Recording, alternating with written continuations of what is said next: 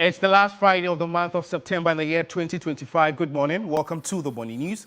And this is the first bulletin of the day on TV3. This bulletin is coming to you live from the news app here at Adesawe Kanda. We are live on Facebook, it's TV3 Ghana, and on DSTV channel 279. My name is Josh Queen. Top of the stories is that.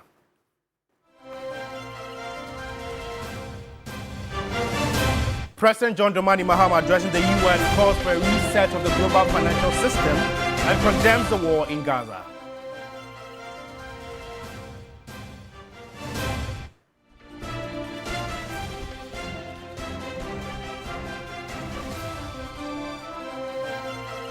A health expert warns of dangerous levels of heavy metals in Ghana's farm produce, raising concerns over food safety.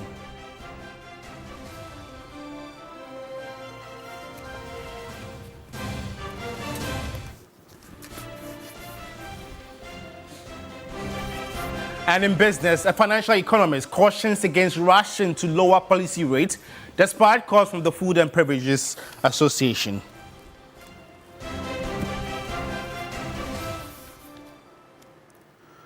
Well, we have details of these stories and many more coming up in the next 20 minutes if you spend your time with me. You can also get interactive with us. We're live on Facebook. It's TV3 Ghana. Let's begin from the UN General Assembly. As President John Dramani Mahama is demanding not only a reform of the Security Council, but also a reset of the global financial architecture, which is currently rigged against Africa. Addressing the 80th United Nations General Assembly in New York, USA, he added that the slave trade must be recognized as the greatest crime against humanity. Take a listen. President Mahama, in his first address to the United Nations General Assembly since his return to power after 8 years, spoke about the improvement in Ghana's economy.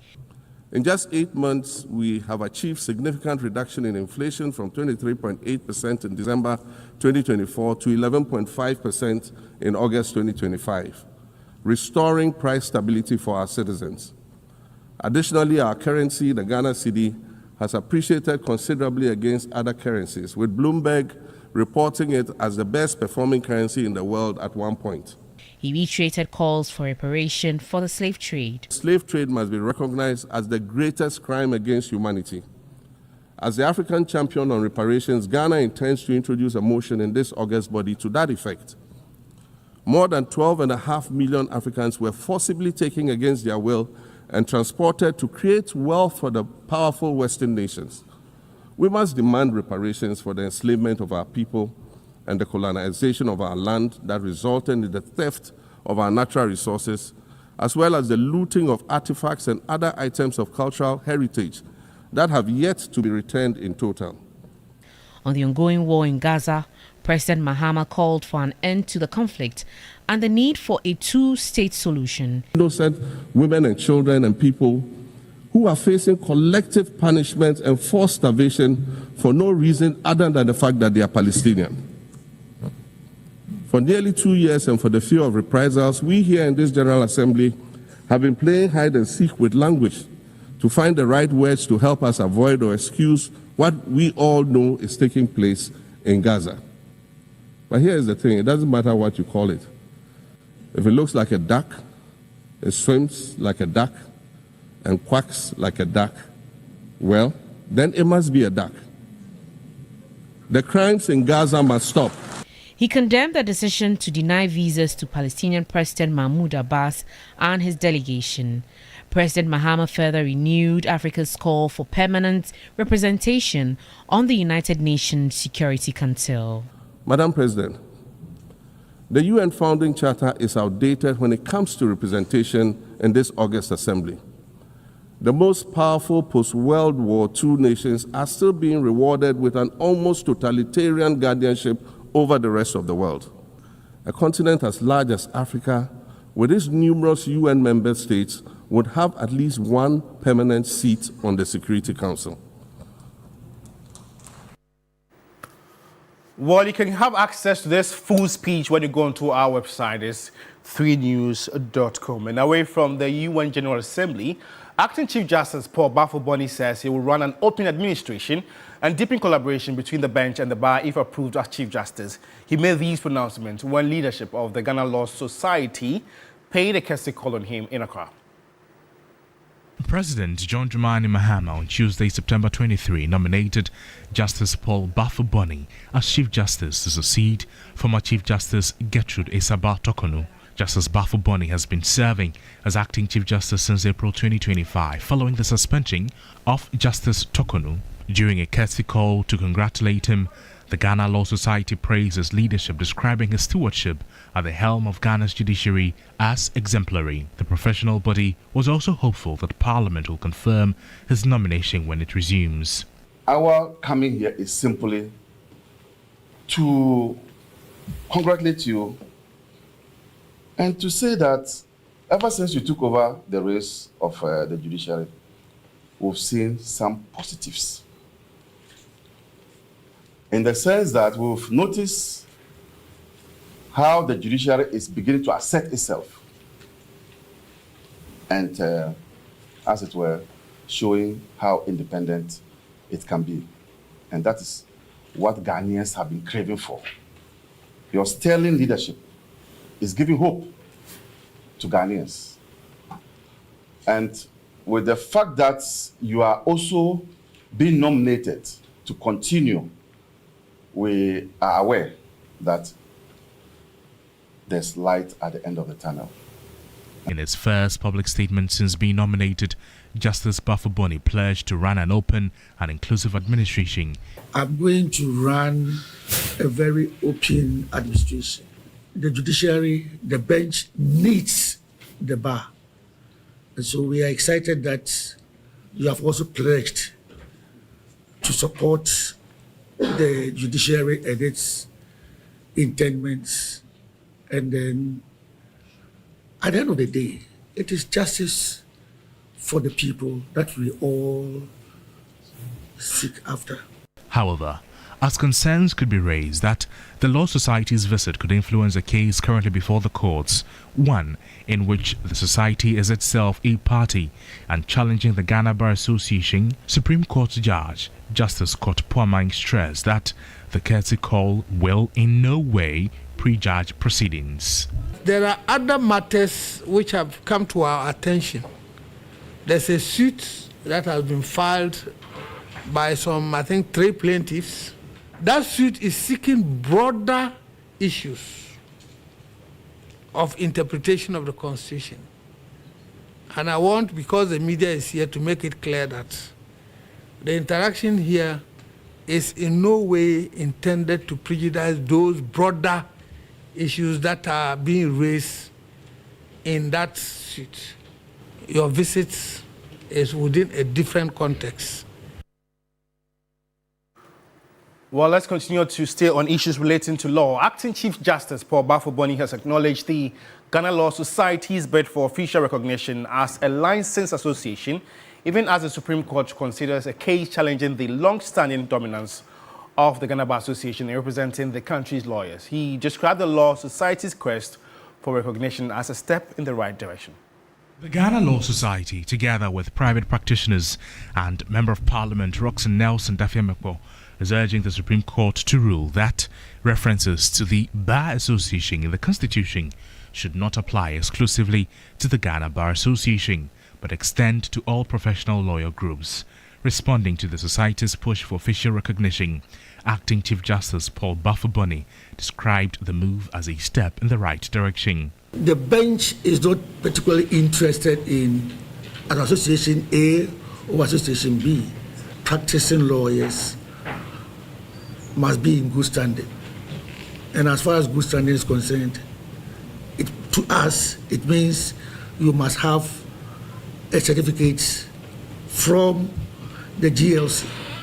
What I will implore you to do, and what you have promised to do, is to pursue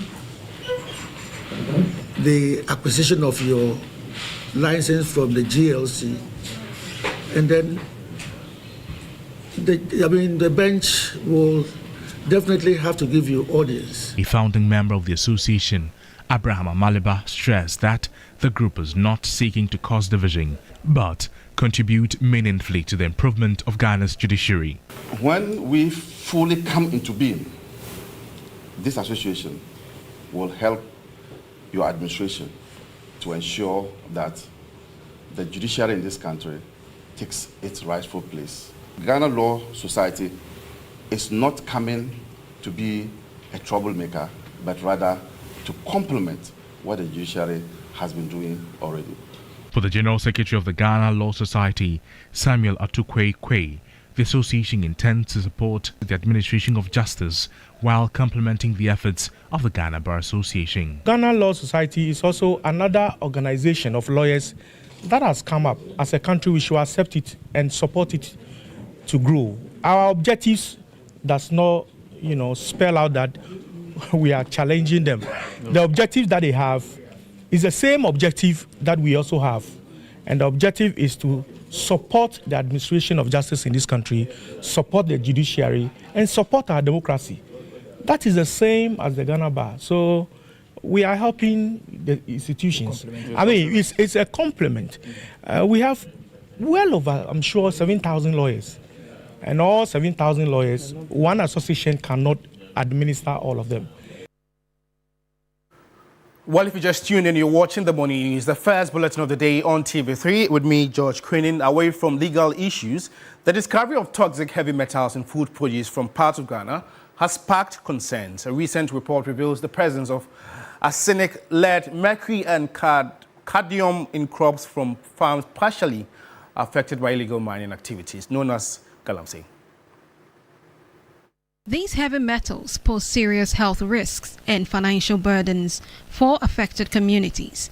Samples taken from various regions showed high levels of contamination in fruits, vegetables, fish and tubers in a recent report. Experts say the toxins, undetectable to the naked eye, can accumulate in the body over time, leading to long-term health complications. Public health specialist Dr. Frank Dodu explained the dangers of consuming food contaminated with arsenic, lead, mercury, and cadmium.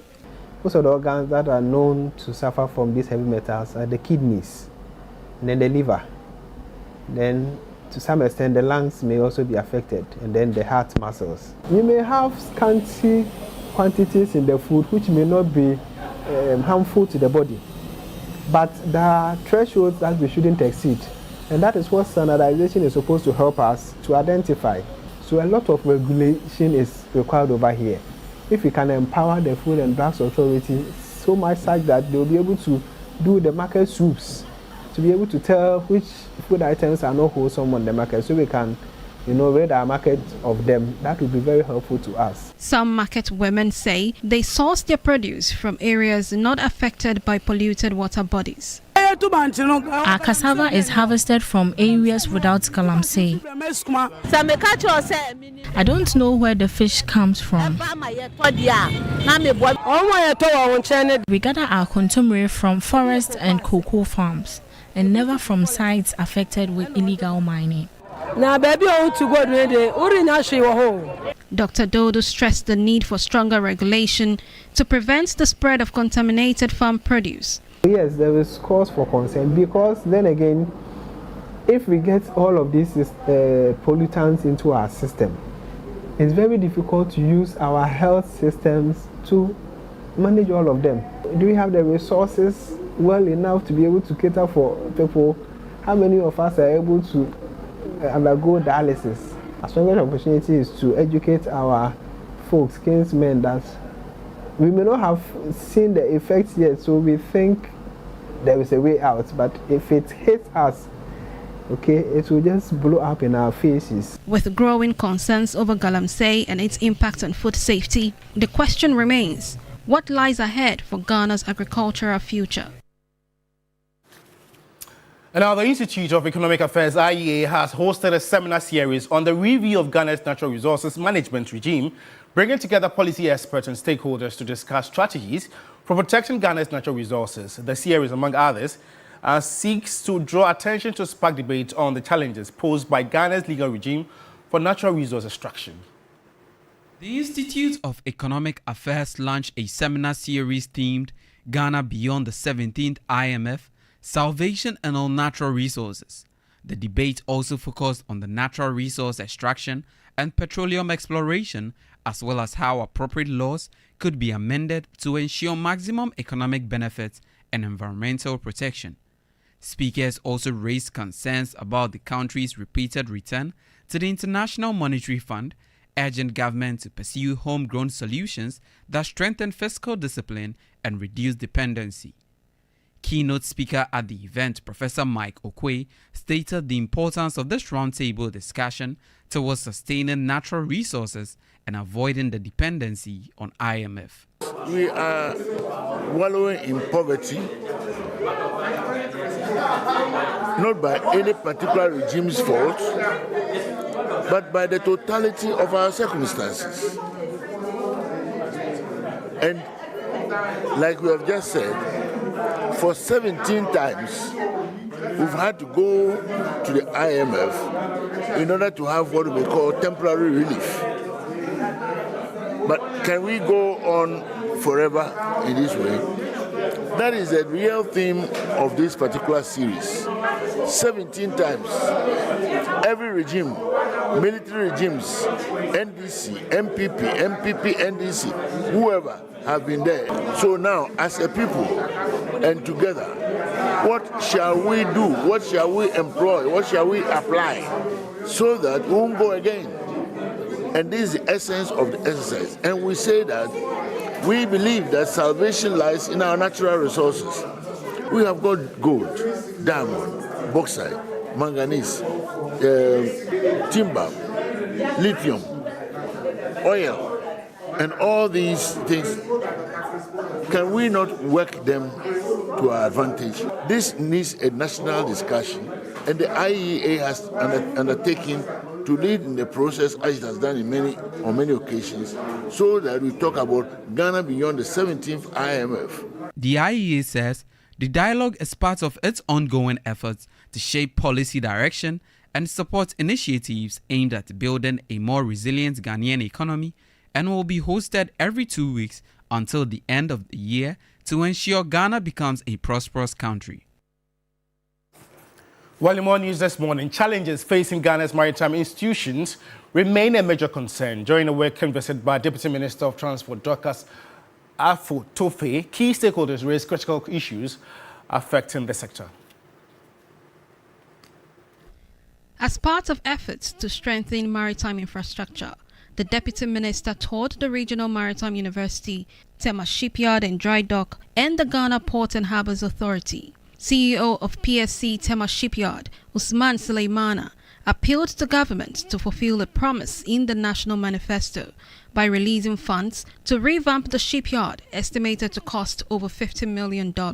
When I took over office in February, the place was like a graveyard. We were welcomed by reptiles. What was the biggest challenge is that the shipyard was engulfed with reputational problems. But when we took over power, we have been able to sort of contact the major clients in our books, and majority of them come from Nigeria. But we now want to leverage on the opportunity that is available at shipyard. We asking government of support. Maybe if we can leverage on the opportunities in terms of the infrastructure fund. Because if we want to say we want to do it on our own way, it will take time. Director General of GPHA, Brigadier General Paul Seidu Tanya Kolono, highlighted infrastructural gaps. We are of the view that by the end of the year, the cost of doing business will reduce so as to make us more competitive. Normally, the demurrage charges, we don't benefit. Custom doesn't benefit. It goes to the shipping lines. Taxes on transit goods is being reviewed. So at the appropriate time, I'm sure it will be clear. COVID-19 levy and other things, all this put together, it doesn't make us competitive as compared to Lomé and then Abidjan. With the rollout of the 24-hour economy, we need an enlightening, which we have, but because of the procurement processes, it takes a while. We still have certain challenges that has to be resolved in order to make our business very, very easy and then fast. Deputy Minister Afo-Tofe acknowledged the concerns and pledged to advocate for government support. As a deputy minister, I'm going to, of course, go back to my minister and we'll both sit and see how best we can support them with the necessary help that they need to be able to bring back the glory of this place, because from 1970 when this place was commissioned, nothing has been done. And we can all tell from the opportunities here, it would generate income for the state. It would also help in job creation for our youth, because currently our youth are suffering. Her visit forms part of government's broader agenda to enhance maritime operations and drive sector growth. Well, that's how we end the morning news. For more news updates, just log on to our website, it's 3news.com. Good morning.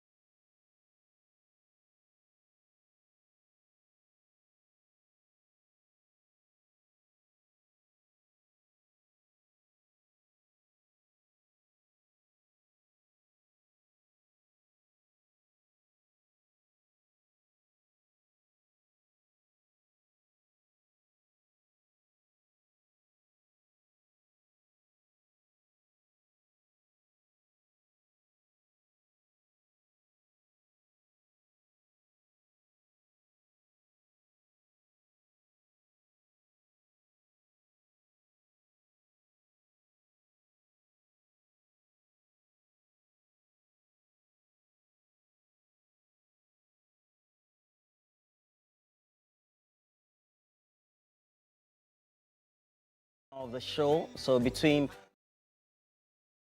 clock, make sure you make a date with us. Rocky Dawuni, always a trailblazer when it comes to reggae or roots rock reggae and all things liberation. What a saying thing, Rastafari. Good morning to all of you. What a guan. And a lot of things have been happening. Yeah. The president has been talking big just in front of the world leader at the General Assembly. And just about 30 minutes ago, I just listened to a 25-minute speech. It was awesome. Yes. Very bold, courageous, thought-provoking. In other spheres, some synonyms like controversial could be used as well. But for a world leader, I think he just, hit the nail right on the head, so to speak. He talked about everything, resources, us not adding value because the West just comes to pillage us. He talks about slave trade. He also talks about the Palestinian conflict, the ravaging of Gaza to the ground, so to speak, and the world leaders looking on. And then issues about gender inequality and issues of migration, which are always very critical. Talked about race as well. And I think that President John Dramani Mahama just did everything right. And that beautiful blend regarding the comment on women and children, bringing in the first female president of the country, vice president, yes, and also his daughter, 18 years, and hoping that in the kind of world that we're looking forward to, it will be good for the 18-year-old daughter going into the future. That speech was just, I didn't catch it live, but just 30 minutes ago I watched it. It was 25 minutes. Yeah. And I have to say that it's I was driving at the time he delivered it, so I tuned in and I listened. And it seemed, I really enjoyed it so much that when it ended, I was like, is that all? So I got home and I went back. It was very long, but at the same time so short. Yeah, so I went back and I watched it again, and I actually realized that I had only just missed like some 3-4 minutes. 4 minutes. Yeah, but it still felt as if you needed very more. tight. Yes, exactly. But it was amazing. I mean, yesterday I had posted that it was a very great speech, and a very experienced diplomat actually called me and said that, hey, am I sure the speech is good? I said, oh, no, you don't worry, calm down. I just sent him the text. I sent him the text. He read it. Then he called again and said that it's amazing, the words, but he just wants to watch the delivery. Yeah. So he went back to watch the delivery and he says, it's just right up there. I mean, you can clearly in terms see of that the content. The president has a cold, but he was able to master everything else by way of the confidence on that podium to be able to address it. And delivered it in a way as if it was coming from his head. He found a way of, he found a way of managing it. And I mean, for the conversation with the diplomat, the point about it which excites me is the point he makes about how this is what Ghana represents. I mean, if you look at back of the days of Kwame Nkrumah, Ghana, which even though we have the non-aligned movement, we've never shied away from expressing our opinion on global matters. I mean, over the period, we've turned our non-aligned movement into more or less like a silent diplomacy where we are careful about the things we are saying. But I mean, the West, they don't really care much about us anyways. I mean, whatever they will do to us, they are going to do it anyways. It only makes sense that we make our voices heard where it matters the most. And that is exactly what he did yesterday in that speech, speaking loud and clear on the key global topical issues, weaving it in a manner that is like a flowing story that is very... Guys, if you don't watch it, just go and watch it. I mean, if you read in between the lines, he subtly criticized them. Like, you know what is right by... I think it was very... I think it went guns blazing. You know the UN headquarters is in New York. And you're in Donald Trump's country. And you go to tell him that... The Palestinian president, you refuse to give him a visa. Ostrich alongside the other world leaders to the atrocities being committed by Israel just close by neighbor Gaza or Palestine, etc. And then you're also saying that they receive refugees from Ukraine but don't want to receive same from other parts of the world. And he says and makes that reference to the global south. And then clearly says that for those who have the right sort of intelligence, the right sort of skills, who then get to migrate to the Western world, get well accepted. But for others, they are not well accepted just because they are deemed to be refugees or migrants, etc. That I think that is part of the inequalities that he talked about. Especially because he mentioned about AI, all the things that are happening. Yeah, on the immigration point, immigration is a big deal in the US. In fact, Donald Trump basically rode onto power the first time and even the second time with the aim of getting out illegal immigrants and all those things. And he makes the point that, well, migration is not a problem really. And he talks about Kofi Annan and other illustrious Ghanaians who are doing so well in the US and in other countries, to make the point that they are not criminal. They are the individuals who come in and do so well and contribute to the economy. So it's not fair to treat everyone with that broad brush as though immigrants are criminals and they are just coming to I mean, it was a great reminder to tell the US and other global leaders that these people contribute massively. Even if you check the US statistics, I mean, immigrants have helped to build the United States of America. And so don't now turn around and tell us that all these people coming to your country are destroying your country, because they are really building. And I love how he actually picked really prominent Ghanaians who are in other countries, US and other parts of the world, doing great things, just to emphasize his points that immigrants are not all bad people. But the bit about the criticism I was talking about earlier was the recognizing Palestine as a state, just like Israel, and that two-state conversation, that they've had. And I'm sure you're aware that 4 out of the 5 permanent members have already recognized Palestine as a state of its own. And so that should be the solution. And so the point he was making was that we already know that this is a good way for us to establish peace, and yet we are just behaving like ostriches and not allowing the real solution to prevail.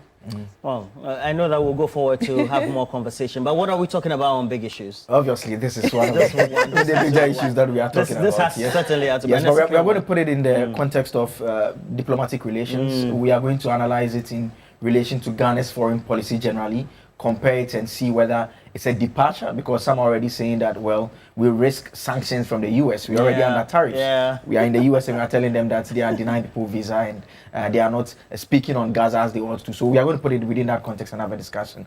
Then the second issue has to do with grid coal. Yesterday we heard from the management, they are indicating that their pylons, their towers, people are engaged in illegal mining around it, and they've had to rush in some instances to ensure that they are more stable, reinforce them basically to prevent them from falling. So it's now a threat to our power transmission, our power distribution sector. And so that is those are the issues that we'll be discussing on the president was talking about climate change, etc. I think this one is the only absence in the speech. The illegal mining is marauding or invading this country, and so he wants to tighten policy on the subject. The Greco statement yesterday scared me to understand that they are even shooting at those who are going there just for maintenance works. That's quite dangerous. Yeah. There's gold beneath the pylons. What do you expect? I mean, it's not a funny statement though, but it also speaks volumes about how, as a state, we've been very ineffective at tackling a situation. There was an arrest yesterday, and you had MG3s and another double-barrel guns. Oh, the armed robbery syndicate.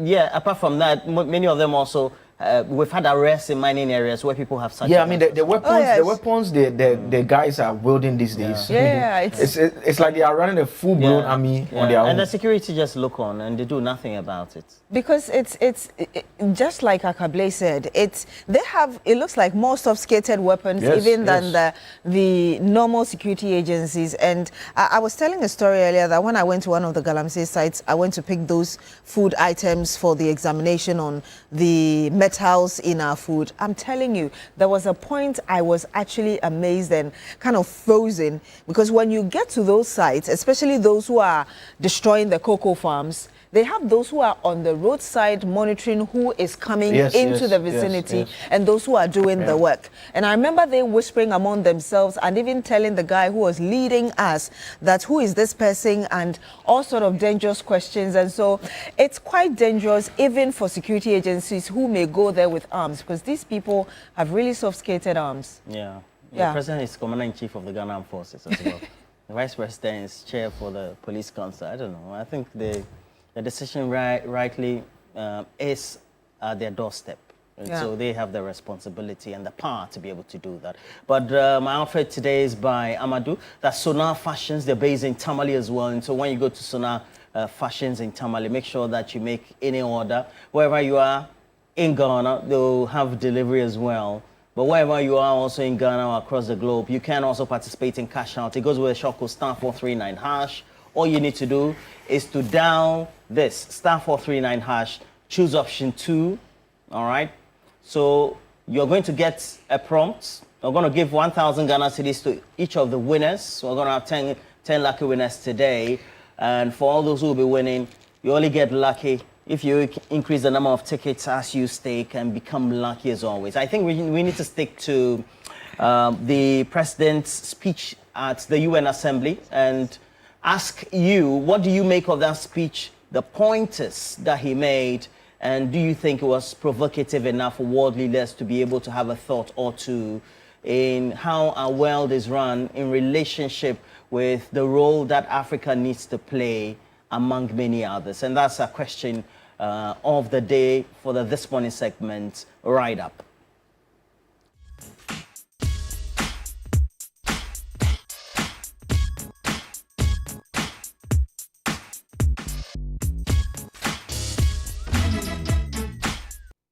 The denial of visas to President Abbas and the Palestinian delegation sets a bad precedent and should be deeply worrying to all member nations of the United Nations.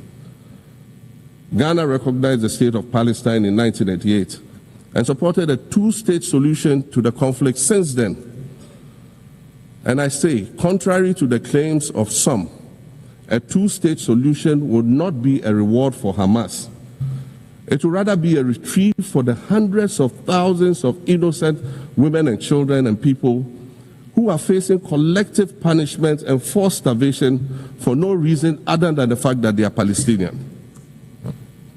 For nearly 2 years and for the fear of reprisals, we here in this General Assembly have been playing hide and seek with language to find the right words to help us avoid or excuse what we all know is taking place in Gaza. But here's the thing, it doesn't matter what you call it. If it looks like a duck, it swims like a duck, and quacks like a duck, well, then it must be a duck. The crimes in Gaza must stop.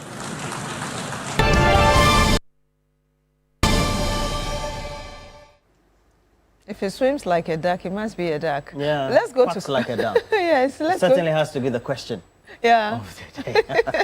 Let's go to Collins now, who's joined us. Hello, Collins. Good morning to you. Thank you so much for joining us on New Day. Tell us where you're calling from and what your thought is on what we just heard to the president. Yes, good morning. I'm calling, as you said, calling from Amamole in the Ghana Municipal. Yes, sir. Let me greet your chairs, listeners, and Roland and you, Beatrice and Akabri. The president said it yesterday, but I'll touch this one, and it's very, very necessary and important.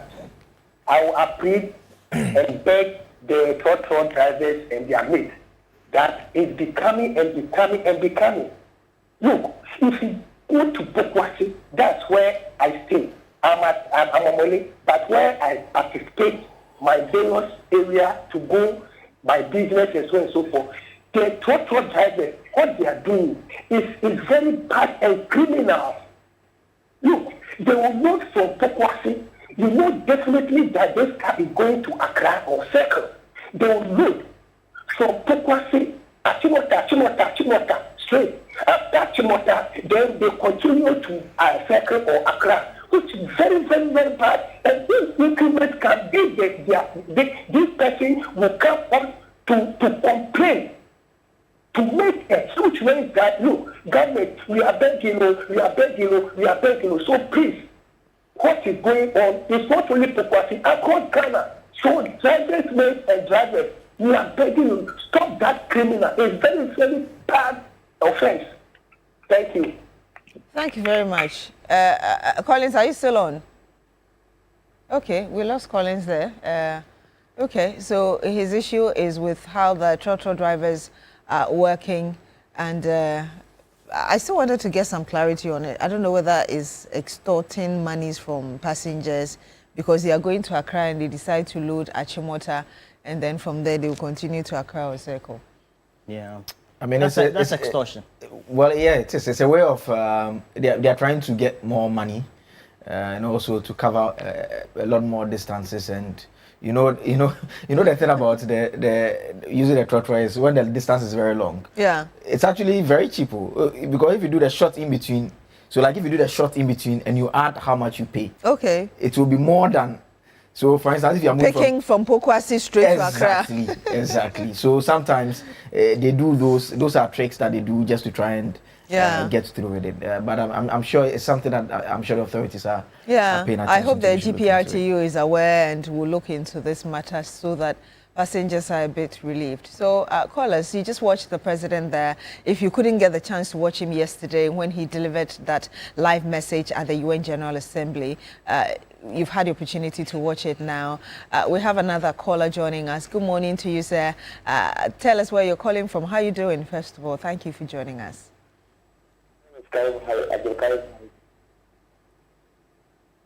Yes, sir, we can hear you. Please go ahead. From Boku. Yes, sir. How is Boku this morning? I hope it's calm. Great. Please tell us what's on your mind. Okay. I want to talk about the issue of Mahama. Please go ahead. Okay. The issue of President Mahama about the Palestinian and then Gaza. Okay. But when the two still fighting, we are talking about Palestinian and Gaza. And the coup is still fighting from 4 years to 5 years. And still we're here suffering. Women and children are here suffering. And still now, there's no peace in Boku.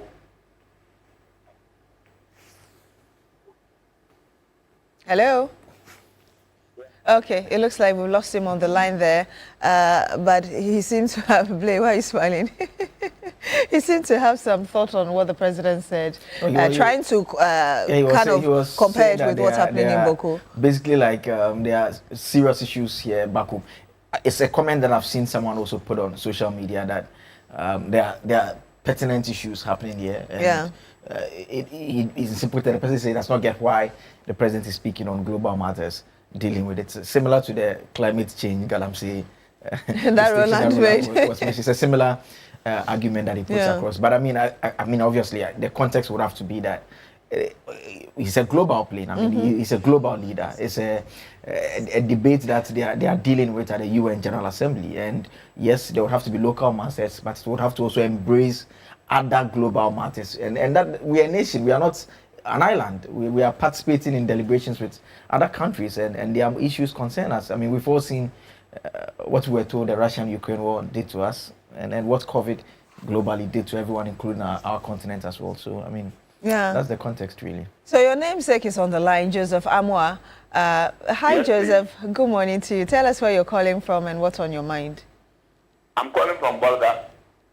Yes, sir. Please tell us what you're thinking about today.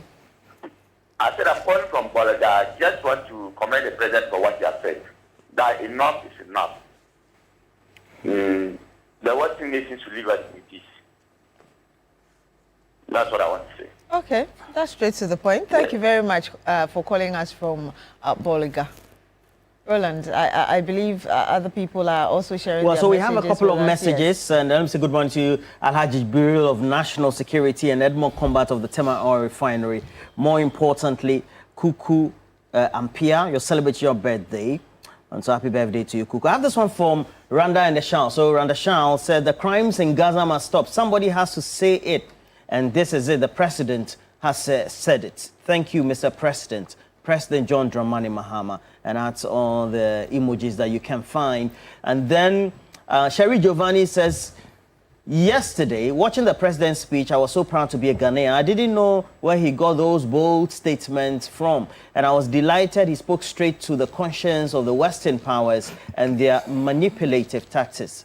Then Sherry Giovanni continued. He also echoed the constant position of President Akufo-Addo about the reparations for Africa and the appeal for a permanent seat on the Security Council of the UN. We thank God for giving us bold leaders such as Kwame Nkrumah, Kofi Annan, President Kufuor, Jerry John Rawlings, Akufo-Addo, John Mahama, among others. Sherry Giovanni seems to say. We have another caller. Indeed, and let's go to him. Good morning to you, sir. Thank you so much for joining us on New Day. Tell us your name and where you're calling us from. Good morning. I am Mejina from Siani. Mejina Kwesi. Yes, boy. Extend my greetings to Kukiti and the rest of the team, as well as those you are with at the studio. Thank you so much. I think Africans, Ghanaians, we are placed in the mind. That is our problem. I heard someone criticizing that the president should have been commenting on Boga. Is it a Senate war? I am a Northerner, 100% Northerner. We have to look at them and tell them the truth. Why should you be calling yourself brothers and sisters, but at the end of the day, you use a machete or a gun to shoot at your fellow? Does it make sense? Because you stay together. This land belongs to me, this land belongs to me, and you kill yourself. And you are not going to tell them. A lunatic person will not do this. We are not thinking right because we have so many challenges in the north. I am a northerner and I will never go and invest in the north because if I go and invest one day, a second, not even a day, one having issue with you can just burn you, kill you, or destroy your property. You keep wasting the poverty level in the north. And what are you telling me? Is the president who asked them to be shooting themselves? Is the president who asked them to be fighting among themselves? Why we Northerners, we cannot use legal means to resolve problems in the north? And I think it is time when they start doing this. Any president, you should stop sending security there. Let them kill themselves. When the land becomes empty, they will realize. Look at the women and children, how they are suffering there. You are there telling the president to not be talking about what is in the US affecting the world. Are we insane? Mejina Kwesi, thank you very much, Mejina. Mejina, thank you very much, Mejina. I mean, quite passionate, but of course, we need a security men there to be able to maintain law and order. And there are innocent women, children, boys and girls that really need protection as well, who are impacted by what's going on. So we cannot say that because people do not seem to understand themselves, we should leave them out. Because, I mean, you would understand that conflicts are quite sensitive and there are layers of issues why people stick to their opinions and stance. And so there's a more, well, thank God Otunfo is in helping to deal with the problem. So it's more complicated than just people who want to fight and just kill themselves. And so deep-rooted. Yes, deep-rooted. That's actually the word. Right. Yes. So Andy Agler says our president is really brave. What a speech. And then Erickson MK says, okay, the Excellency Commander-in-Chief of the Ghana Armed Forces, President Berima Tintin Gramo, and one fair John Dramani Mahama is a sergeant for Dr. Kwame Nkrumah, and so his flute. Hey, boss. He says, please, no summary today. I summarized it, read it in full. So I give him appellations that he did very well as well. And then Prince Minka also says that the folks who came from the UK to the New World, America, were immigrants. They are the forefathers of the Americans. I don't want to even get into the debate of the real American. President Mahama has woken the world up. Hi to Blair and Beatrice. The future is African, you say. Prince Minka is with the gold board. Oh, gold board is Prince Minka. Yeah. Good morning to him. I kind of felt it was him. Yeah. Yeah. And then Prince Nani Ayok says, kudos to President Mahama for his courageous speech. African leaders should emulate his boldness, speaking truth to power, uniting to strengthen the continent, and prioritizing Africa's development over Western influence. Well, Prince Nani Ayok lives in the UK. Good morning to you. He's back in Ghana. Please, all his classmates, go and look for him. He's in Kumasi. Kumasi is very big. Yeah, Are they going to I find won't say him? the exact place. I see. We have another caller. I think Isaiah from Upper West. Good morning, Isaiah. Good morning, Roya. This is Isaiah calling from London. Okay. Yeah. I want to say very thank you for the opportunity and looking at your safety, just looking at it like I see the way you are want to do the camera now. But I want to give everyone to do a benefit so that any of their conditions to make sure my being on television just on the last note. Yes, the video that we just watched, I know the whole world was so proud, especially every black Africa was very proud that is what the group that we said at the UN General Assembly. So we have 30 issues in our papers. It doesn't really matter that the president should have been delivering the point about things that he himself is already working and supposed to get himself. There is a saying that we don't want to dirty land in the public. As for the Boko and the Galamsey, we are sure that we use our internal mechanisms to solve those issues without going to the West and without going to mention them to anybody at all. But for the fact that there are other people who are suffering and having dire conditions compared to Ghana, we need to equally say something so that the world is up to their aid. And that one, there's no problem at all. What I want to say is that this president that we have out of this Roland, look at the man in that attire, that native attire, that boldness in the midst of the native attire that he wore yesterday. And I tell you, President Mahama is a double sword cutting edge person. Why? Because the smoke that he wore yesterday, he has been doing consistently. And it meant that he's marketing our northern culture, our northern attire to the whole world. And currently, as you speak, the whites of the Western world is interested in our smoke. And that is the point that he's trying to create business for the smoke business value chain so that people will get employed and the poverty level within the northern sector will be eradicated. So there are ways and means that this president, whatever he is, he's using his body, he's using his body language and taking his own activities to promote Ghana and make Ghana a center state. And I have to commend him for that. And I wish that all of us as Ghanaians are very proud of the fact that this is the kind of president that we have out of this moment. On the lighter note, we didn't hear of slang, we didn't hear of apart accent and all those things. Very pure, true to the point, and then very simple the message. And I wish to commend the president for that. And we are proud as Ghanaians that yes, this is what a president should have been doing for other than. Thank you very much. You have set the room on fire and you are saying on the lighter notes, Papa Room. He says, okay, I don't want to repeat what he said. No stray bullets. Okay. He said what? He was talking about, he says this time around there were no slangs, there were not, I don't know what he's talking about. Acquired but to be accents. truthful, the president, before that, that's former president Akufo-Addo has also made bold statements. Yes. Especially on the reparation points and the UN reforms. Those are two things that were very, very constant. And then the issues about pillaging our raw materials. Yes. And I also think the amount he might not have said it at the UN General Assembly boldly, but he said it in whether it's France, African meetings, etc. And he's been very bold about it. I think also the amount of money that the global world promised to give us to help deal with global warming and climate issues, yes, those have also been repeated as well. Well, we have another caller. Good morning to you, sir. Tell us your name, where you're calling us from. Good morning. My name is Richard. I'm calling from Dixie. Yes, please. Tell us what's on your mind today. Yeah, please. I want to thank the president for the speech that he gave.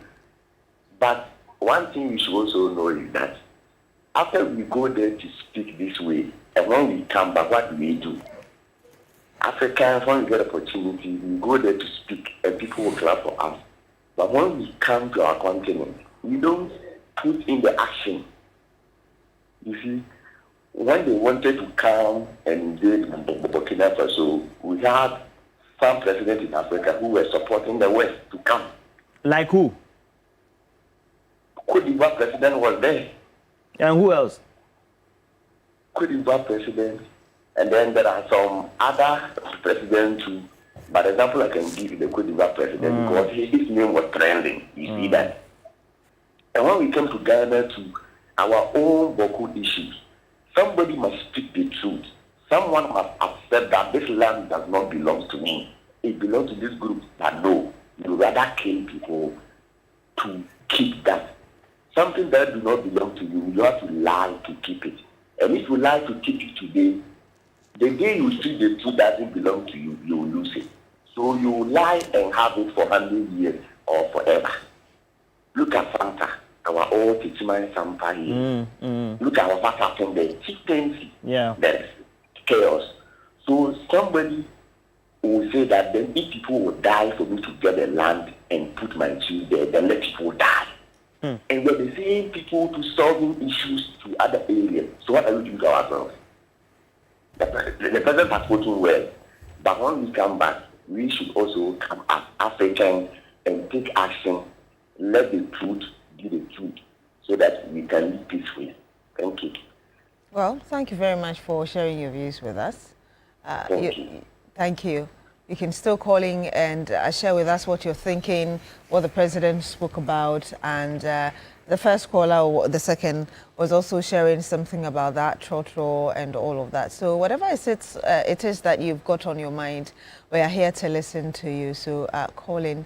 And Roland, any more messages from? Well, we have a couple of messages coming through, and this one is coming from Ismaila Horoya Ali. Alaji, good morning to you. He says, our president should now be called John Dramani Nkrumah Mahama. Accolades. Prince Henry Kufuor says that,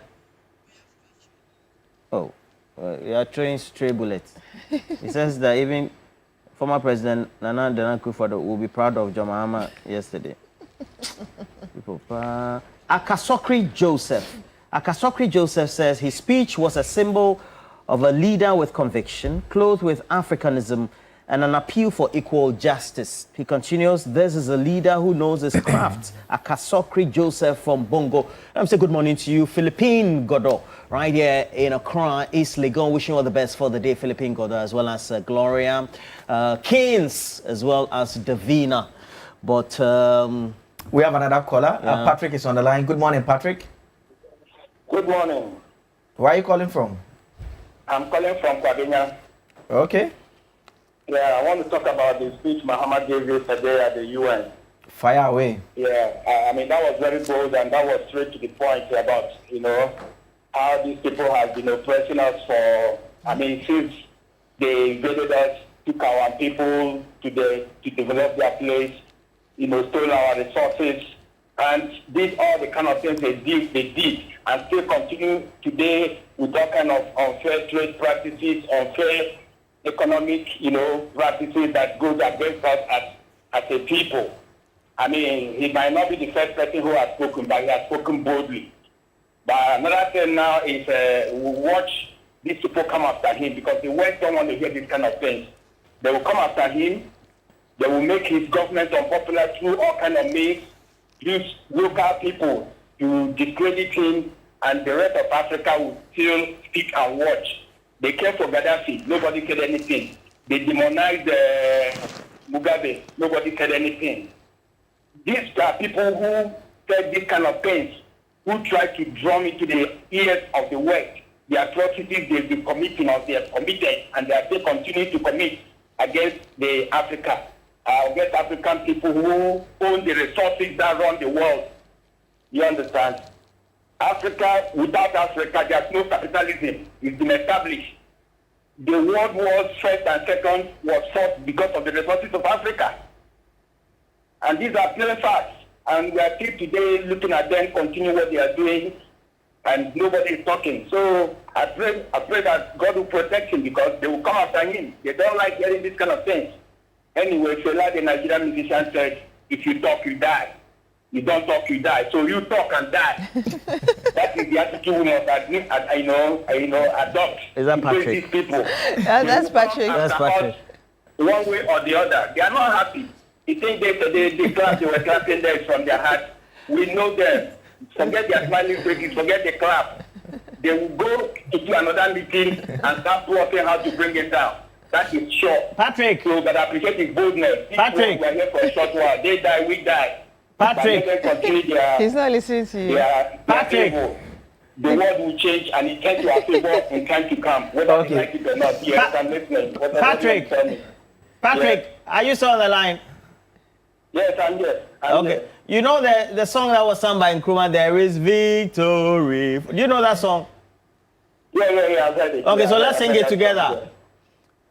Okay. There is victory for us. I'll hum it.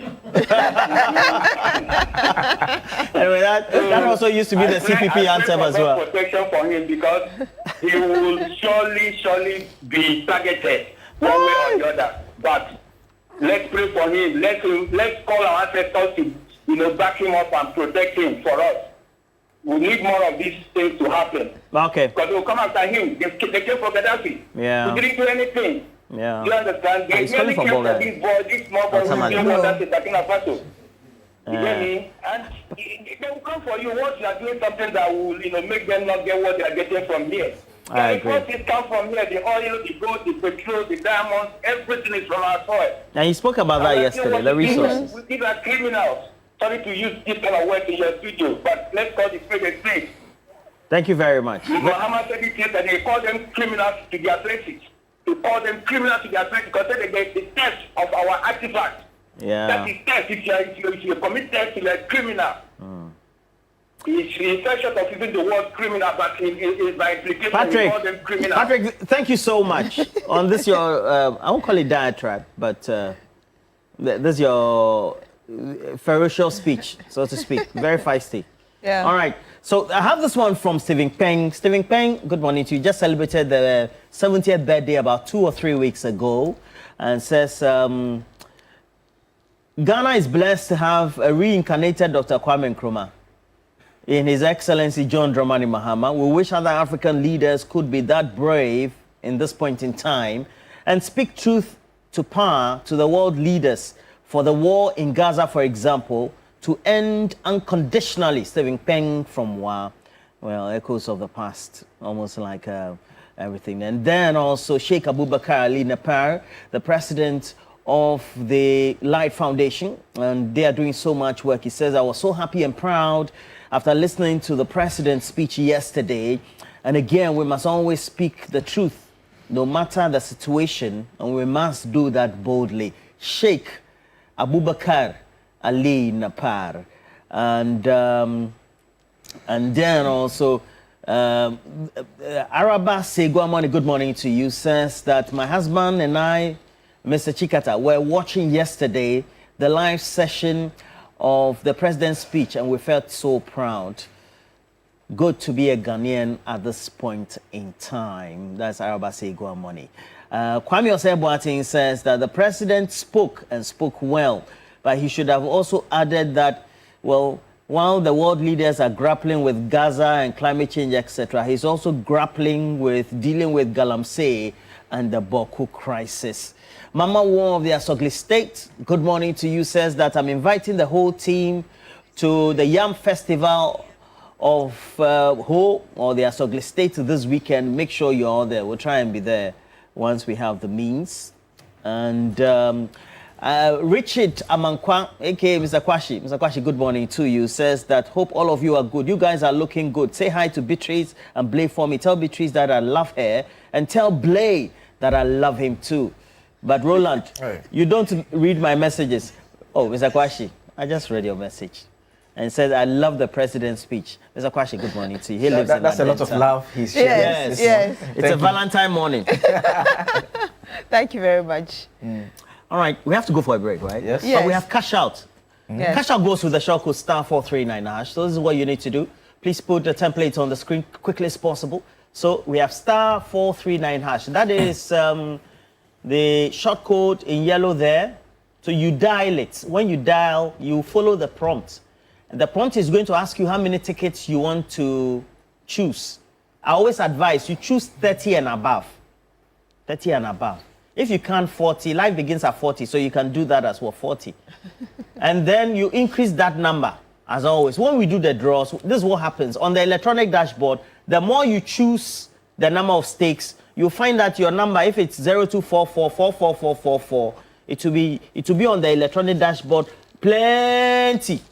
So electronically, when the draw is done, it increases the likelihood of your number being exactly picked. But if you have number 0245251 and you only staked only 2, it will be the you see 02444, then we'll go before we will get yours 1.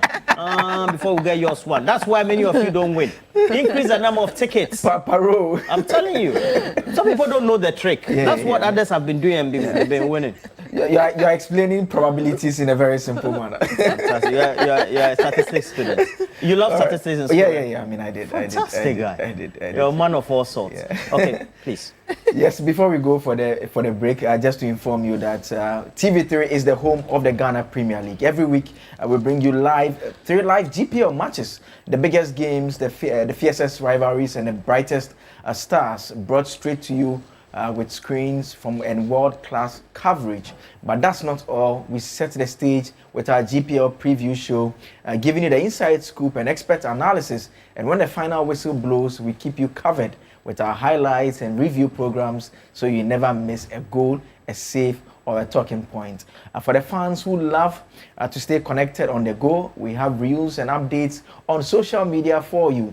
This is more than just coverage. This is TV3 positioning the Ghana Premier League as premium sports product. So mark your calendars, gather your friends, and join us this weekend for another unforgettable round of Ghana Premier League football only on TV3. We'll take a quick break. When we come back, I'll be back with the usual Friday team for big issues, and subsequently we have a bit more sports and other interesting discussions, including that big interview with Rocky Dawuni, the Grammy-nominated reggae act. There, we'll be right back with more. Everybody must join this unit.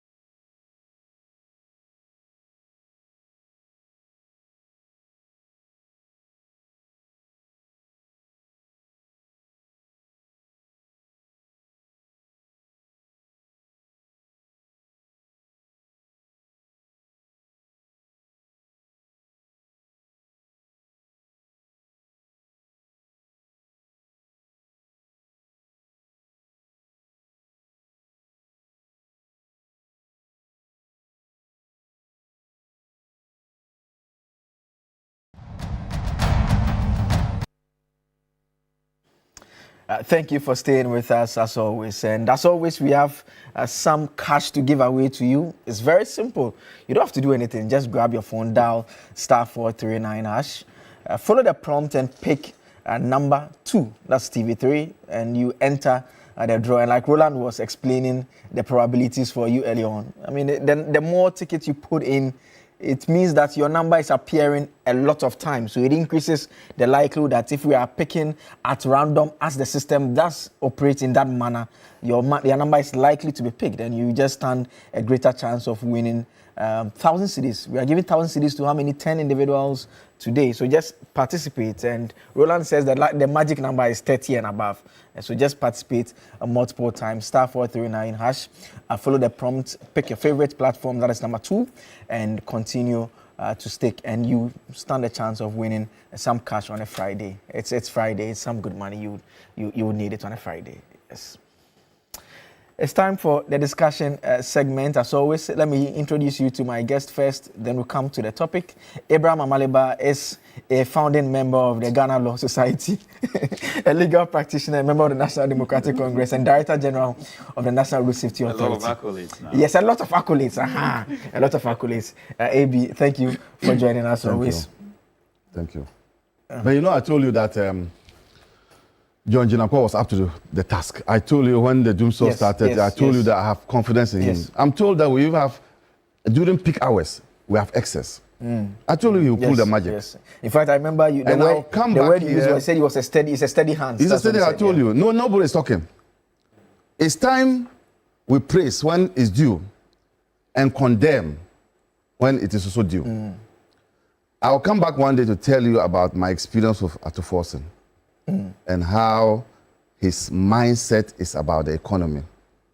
Because I had an encounter with him openly in a conference room where budgets were being read. And it is the reason why the previous government didn't have that mindset.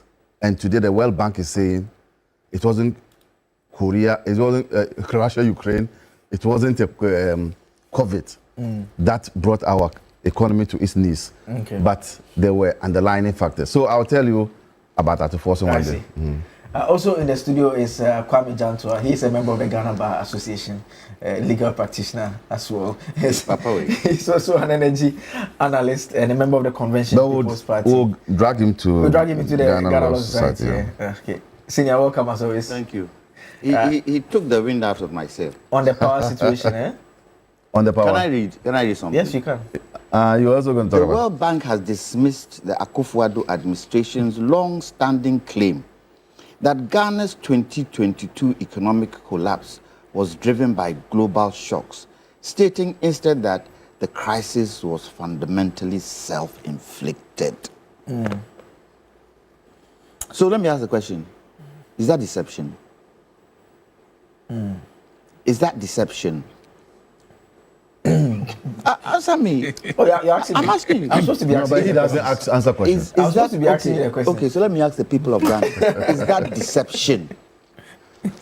That a whole government will predicate economic crisis on something that had nothing to do with it. And they should come and sit here and defend themselves. They won't come. Also in the studio, he has come to defend himself and his group, the Movement for Change, a Bubakman, economic and financial analyst as well. He supports a small team drafts and a big team Barcelona. That is not a small team. Both thank you for joining us always. Yeah. And also in the studio with us is Professor Enoch Opoku Entry, the Atasa man, Prof. One and only. Prof. Appreciate it. That's his new name. Appreciate it. Appreciate it. That's his new name. Appreciate it. I'm also Kwame. It's like I want to take this opportunity to uplift the youth. Okay. I know that a lot of the youth out there are struggling to get jobs. I know parents are struggling to put food on the table, but I want to encourage them this Friday morning that God is with us. Everything is going to be all right. Once there's life in our nostrils, there is always hope. Prof, God helps those who help themselves. No, God doesn't do that. He helps those who help themselves. God helps those who are not able to help themselves. That is called the grace of God. He helps those who help themselves. All right, let's tell you a bit more about what we are discussing this morning on the show. We are talking about the president's address yesterday, and during this morning segment, a lot of you called in to share your views on some of the matters that he discussed. And I was saying that yesterday I spoke to a very experienced diplomat who had made a point that this speech, in his opinion, stands tall. I mean, beyond the fact that some of the matters are issues that have been raised by various Ghanaian leaders. They talk about the reforms and the reparations. We know that former President Adan Akufo-Addo is also talking about that. But specifically on the other global issues of immigration, on issues of the Israel-Palestine conflict over the Gaza Strip, I mean, those were matters that he dealt with head-on. I mean, he did not mince any words. And it's within the global context where we know that already the U.S.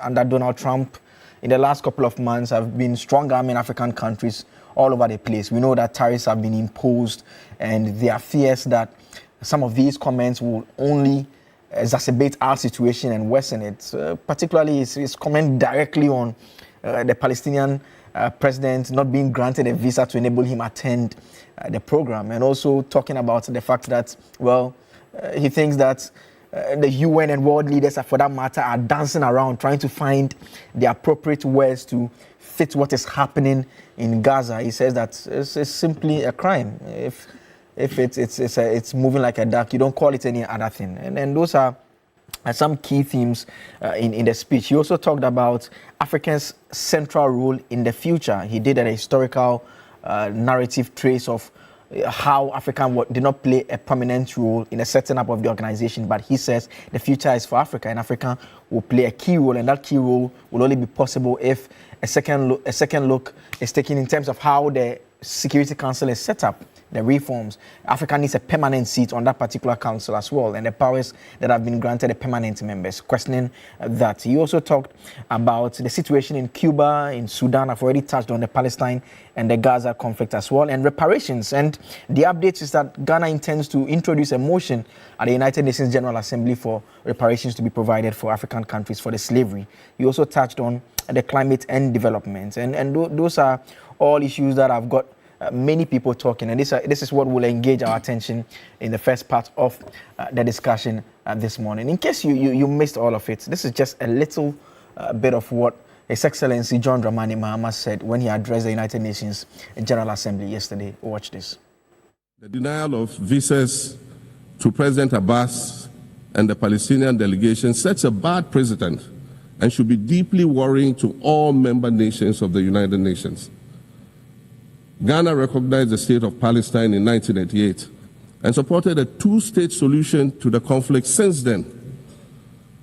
And I say, contrary to the claims of some, a two-state solution would not be a reward for Hamas.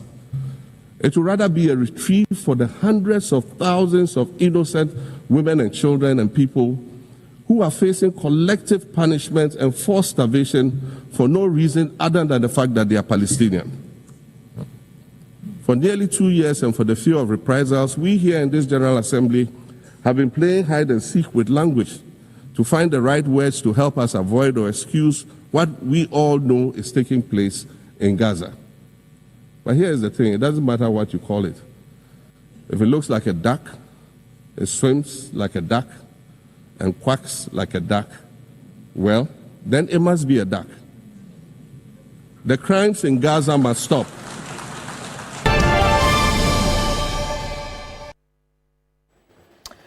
That's His Excellency John Dramani Mahama there, and let's delve right into it, and I'll start off from Prof right next to me, and Prof, I mean, the government, the president, I mean, he's expressing serious concerns about the conduct to an extent of US and the other superpowers. Is it justified for anyone to be concerned about possible repercussions of such commentary? Not at all. The president made all of us proud yesterday, and he showed courage. You know, if an American see a president from Africa speaking like this, they are happy, because America is the land of the free and home of the brave. They like people who speak their minds. And he did exactly that. What President Mahama did yesterday, with the UN General Assembly was just a wholesale prize that he gave them. I'm going to give you Ruto, what he said. And then you can see that African leaders are now serious. He said this, he said, I will lead a delegation of African leaders to pull out of the United Nations if Africa is not given a permanent seat. Enough of the disrespect. This is what Ruto, the president of Kenya, said. So African leaders are serious now because for far too long the disrespect is too much. Now, I have seen a lot of other countries because I'm coming from academia, so we'll look at research and what is happening. India is saying that they have 1.4 billion population, which is the entire population of Africa, and they don't have a permanent seat. Germany is saying that they have economic power in Europe than the British and the others. They don't have a permanent seat. So why Africa? Now we have to argue our case in a different way. So let's look at the United Nations, how it was formed. Then we'll know why Africa is still not a permanent member with a veto power in the United Nations and security.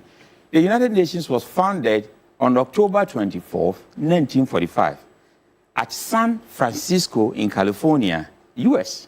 So it was their idea that we are going to form the United Nations, and that was after they had bombed, Japan and other places, and the Second World War ended on September 2nd, 1945. So September 2nd, 1945, Second World War ended, and then in October 24th, 1945, we are having the United Nations formed.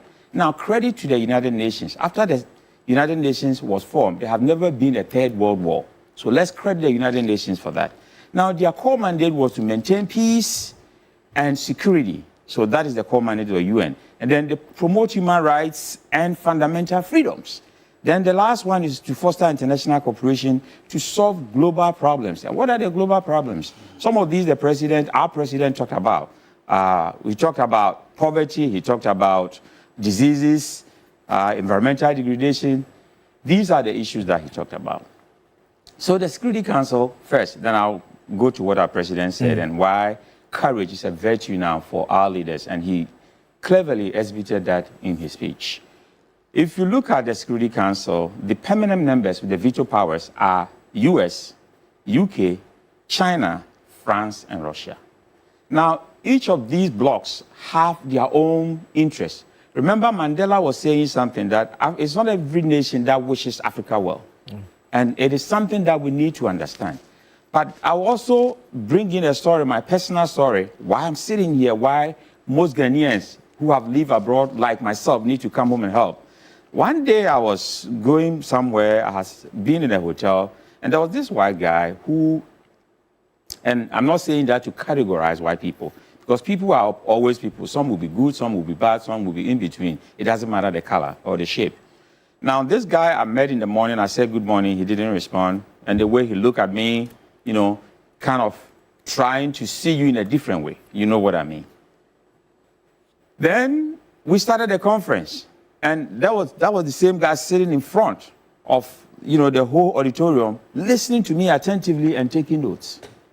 And I was delivering on leadership, which is my specialty. So he was taking a lot of notes. And then when we finished the session, he came to me and then started asking me questions. So here am I asking the question to myself that this guy is feeding on my hand. But he disrespected me in the morning. Just because he felt maybe because of my color, I am nothing. But now he's here listening to me and taking notes from me. So I learned a lesson from it. If you are an individual, you will only be respected if your country is respected. Once your country loses respect, you as an individual, you don't have any respect anywhere you go. And that is why it is prudent for our leaders to talk for a country. It is prudent for all of us to be nationalistic, because without your country, you are nothing. Now, let me come back to the United Nations, the Security Council. 5 of them have veto powers. They are permanent members. And then we have 10 non-permanent members who are elected for 2-year terms at the General Assembly. So if you are a non-permanent member, 10 of them, you are elected for 2 years, then they bring another one. Why? It serves their interest, because they are permanent, they have the veto powers, they make decisions. So US, all they have to do is to lobby either France or UK then they are 3 against 2, which is Russia and China. And then they can go through the veto powers and do whatever they want to do. Now, if they allow Africa in, they allow other countries in, how are they going to be able to manipulate that? So every country is serving their interest. They all have permanent interests. They don't have permanent friends. So let's look at by 2026 now, the 5 new members. We have Denmark, Greece, Pakistan, Panama, and Somalia. So they have split Africa apart. We have Somalia, which is an African country, as a non-permanent member, but we don't have the whole of Africa. So this is how we have to go. Either the whole African Union, the chair of the African Union is representing Africa. So we have to go with blocks, not as individual countries. Because if we don't have a common voice and a uniform front, then there's going to be that colonial style, divide and rule. So we need to go with that common front. Then 2025, they had Algeria. So they will pick one African country that they think is easy to, come along as non-permanent members and then go with their permanent members. So always America have that interest. Now I am coming to our president, what he said. I think that he did well by showcasing Ghana to the world about what the reset agenda. He talked about the inflation that has gone down. He talked about the city that has risen. He criticized global financial systems bias against Africa and called for that reparations. Now, the reparation issue, I have attended a lot of conferences that people have asked me about it, and there are different thoughts, divided thoughts about reparation. Some of these advanced countries in the US and Europe are saying that we did not start slavery. So it was our forefathers. So why do we have to pay for the sins of our forefathers? We now embrace Africans everywhere that they come. So we don't have the financial strength to pay Africa back. But I think that if you look at the torture that our people went through, recently Trump has ordered an executive order that all slavery materials, you go to museums and you see a black person whose back is all salt, monuments should be removed from American museums because it tells a bad picture. I'm also telling Americans that anybody who wants to be a citizen in America, there are 100 questions you have to answer. Now, one of the questions is which people came here as slaves. They should remove it from the Homeland Security questions because everybody in America comes from somewhere. It's an immigrant, apart from the native Indians. But why should it be there that it is only these people who came here as slaves? So there are many things hidden in books that tells our story not in the right way. And it is up to us to tell our own story because nobody's going to tell our story for us. And that is exactly what the president did. I think that migration was a very thorny issue that he talked about. And he cited Ghanaian attorney, a lady whose parents are from Ghana and what they are doing, and a lot of Ghanaians who are doing well. Now I'm told that there is a Ghanaian who is married to the vice president of Malawi now. Malawi current vice president, a lady, she's married to one Mr. Ansa, a lawyer from Ghana. So Ghanaians are doing well wherever they find themselves, which is great. And I think that he made a strong case for Africa, that we need our support. And the last thing that I will talk about was the Gaza conflict. That conflict has lingered for so long. And if you look at innocent women and children that have died from this, the United Nations need to stand up and then stop it once and for all. Just quick follow-ups on some of the issues you talked about. First, on the reforms at the Security Council. I mean, there are those who make the argument that it's just a reflection of the world order, and the explanation will be that those are the countries that keep the global economy running, largely in terms of support. It's these days that even the US aids have gone down and everything. So, I mean, more or less, if we are doing contribution, it's not one man, one vote in terms of contribution. So why should it be one man, one vote? So thank you for that question. America is just 4% of the world population. And America consumes 20% of the world resources, which is 1/5 of it. Ask where they get their resources from Africa. So Africa is the only continent that we don't need the rest of the other continent to survive. We have everything here. Just that we've not reached the level where we can process things and do things for ourselves. Do you know just petroleum product, different resources of, that you can get from it? Do you know even salt has 18 different uses? If we can process our own products, then Africa will be good to go. Okay. And we'll get the respect that we're looking for. So when it comes to contribution, if you go to just Congo and look at they call it the basket of world resources. Everything, lithium, gold, manganese, diamond. So Africa is giving the world everything. If you're talking about security, Africa is in the center of the world. Do you know that Africa, from here to Europe is just 6 hours, you are there. From America to Europe is 6 hours. And from here to America is about 10 hours and you are there. So we are in the center of the world. And when we are talking about security, you know, we should not be left out. The other thing is that Germany, when you talk about economic strength, it's more powerful than UK now. So why is Germany not a permanent member? Well, when you talk about they contributing more, it is not so as it used to be in the 1945. Okay. Now things have changed. Africa is contributing massively, even human resources. If you go to New York alone, Ghanaian and Nigerian doctors are more than any other nationalities. We are everywhere and doing great for other nations. Okay. So nobody can talk about we are not contributing to the basket of the world. And that mosaic of the basket of wealth, Africa has created a lot. And for a population of 18.83%, so America is just 4% of the world population. Africa alone, 54 countries, we are 1.5 billion population as of September 19, 2025. And that is 18.83% of the world population.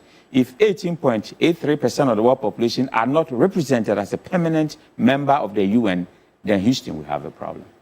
Let me come to Ebo now, and let me start off on the immigration or migration, like some would want to call it. And the president cites examples. I've seen a paper, a post actually, someone criticizing that as well, saying that, well, you pick isolated instances. So the general concern is people go there in large numbers. They are there, some engage in all sorts of criminal activities. And so if you take those who have done so well, like Kofi Annan, to say that, well, those who are moving into your countries are not necessarily criminals and should not be treated that way. They believe that that is a bit more like a simple way of looking at the matter.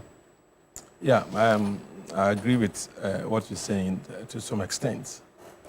Of course, Africans, we ourselves must be able to sit up so that we create the kind of environment that our people will be, comfortable to stay in. People only travel because the kind of systems we have, the kind of economy we have even created here, the kind of opportunities we've created here, are not the opportunities that they feel comfortable, benefiting from. So they would have to travel. Certainly, if you have a country where people come without the right papers, people come to do all kind of things, you have every right to if you like, to send them back to where they came from. So on that, I don't really have problem with countries that are sending people back to where they came from. Even here, if you come here and you are not able to do things according to what our laws prescribe, I certainly would have to send you back to where you came from.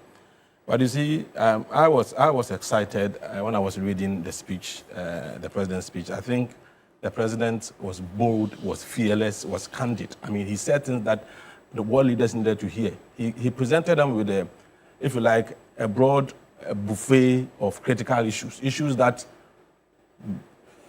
Africans have had problems with over the years. And so he had a fine opportunity to tell them what they needed to hear. And I was excited how he started. He started by contextualizing Africa's historical exclusion from global decision making. The fact that from the very beginning, Africans were excluded from major decision making. And he referenced the formation of the League of Nations, the United Nations itself, and the fact that when it comes to critical issues, Africans are not given the high table. We are always, treated like a second-class citizen, to the extent that, as you rightly mentioned, to the extent that the whole continent is not having a permanent seat. I mean, how can you compare the whole Africa to France? France is France because of Africa. France depends on Africa for survival. So even look at their national teams, all Africans. Yeah. And so So the question is always asked, how French is the French national team? Yeah. I mean, Judiciary said that without Africa, the Francophone countries, France will be a third world country. Of course, and that is the reality. That is the truth. But so that is why it is highly unthinkable. Okay. I mean, to see that a whole continent is not represented having a permanent seat, but a country like France is having a permanent seat on a Security Council. Well, I'll just have you hold on. I'll come back to you so that you land and move to the other part of the the speech that stood out for you as well. Let me just briefly engage Dr. Vladimir Intridanso. He's having an engagement and has agreed to engage us very briefly. So let me just bring in Doc. Doc, good morning. Good morning. Thank you for joining us. I want to ask a very direct question. I mean, for those of you within the international space, the diplomacy space, what you've told us over the period is that the principles that underpin Ghana's foreign policy borders around Pan-Africanism, non-alignment, peaceful coexistence, and good neighborliness. Is it fair to say that the president's speech is consistent with these policy underpinnings, or like some have criticized him by saying that it appears there's a bit of a departure, particularly on the non-aligned points or aspect of this particular foreign policy approach? Thank you for having me. I'm surprised that people would say that the president veered away from non-alignment. The 4 pillars of our foreign policy principles, they're all there. Good neighborliness shows that we are good neighbors to every country in the world. So Palestine, or the people of Palestine suffering, they are good neighbors, and we must see to it that they are accorded that kind of neighborhood respect. When you talk of Pan-Africanism, you spoke for Africa. He spoke for Africa and on behalf of Africa.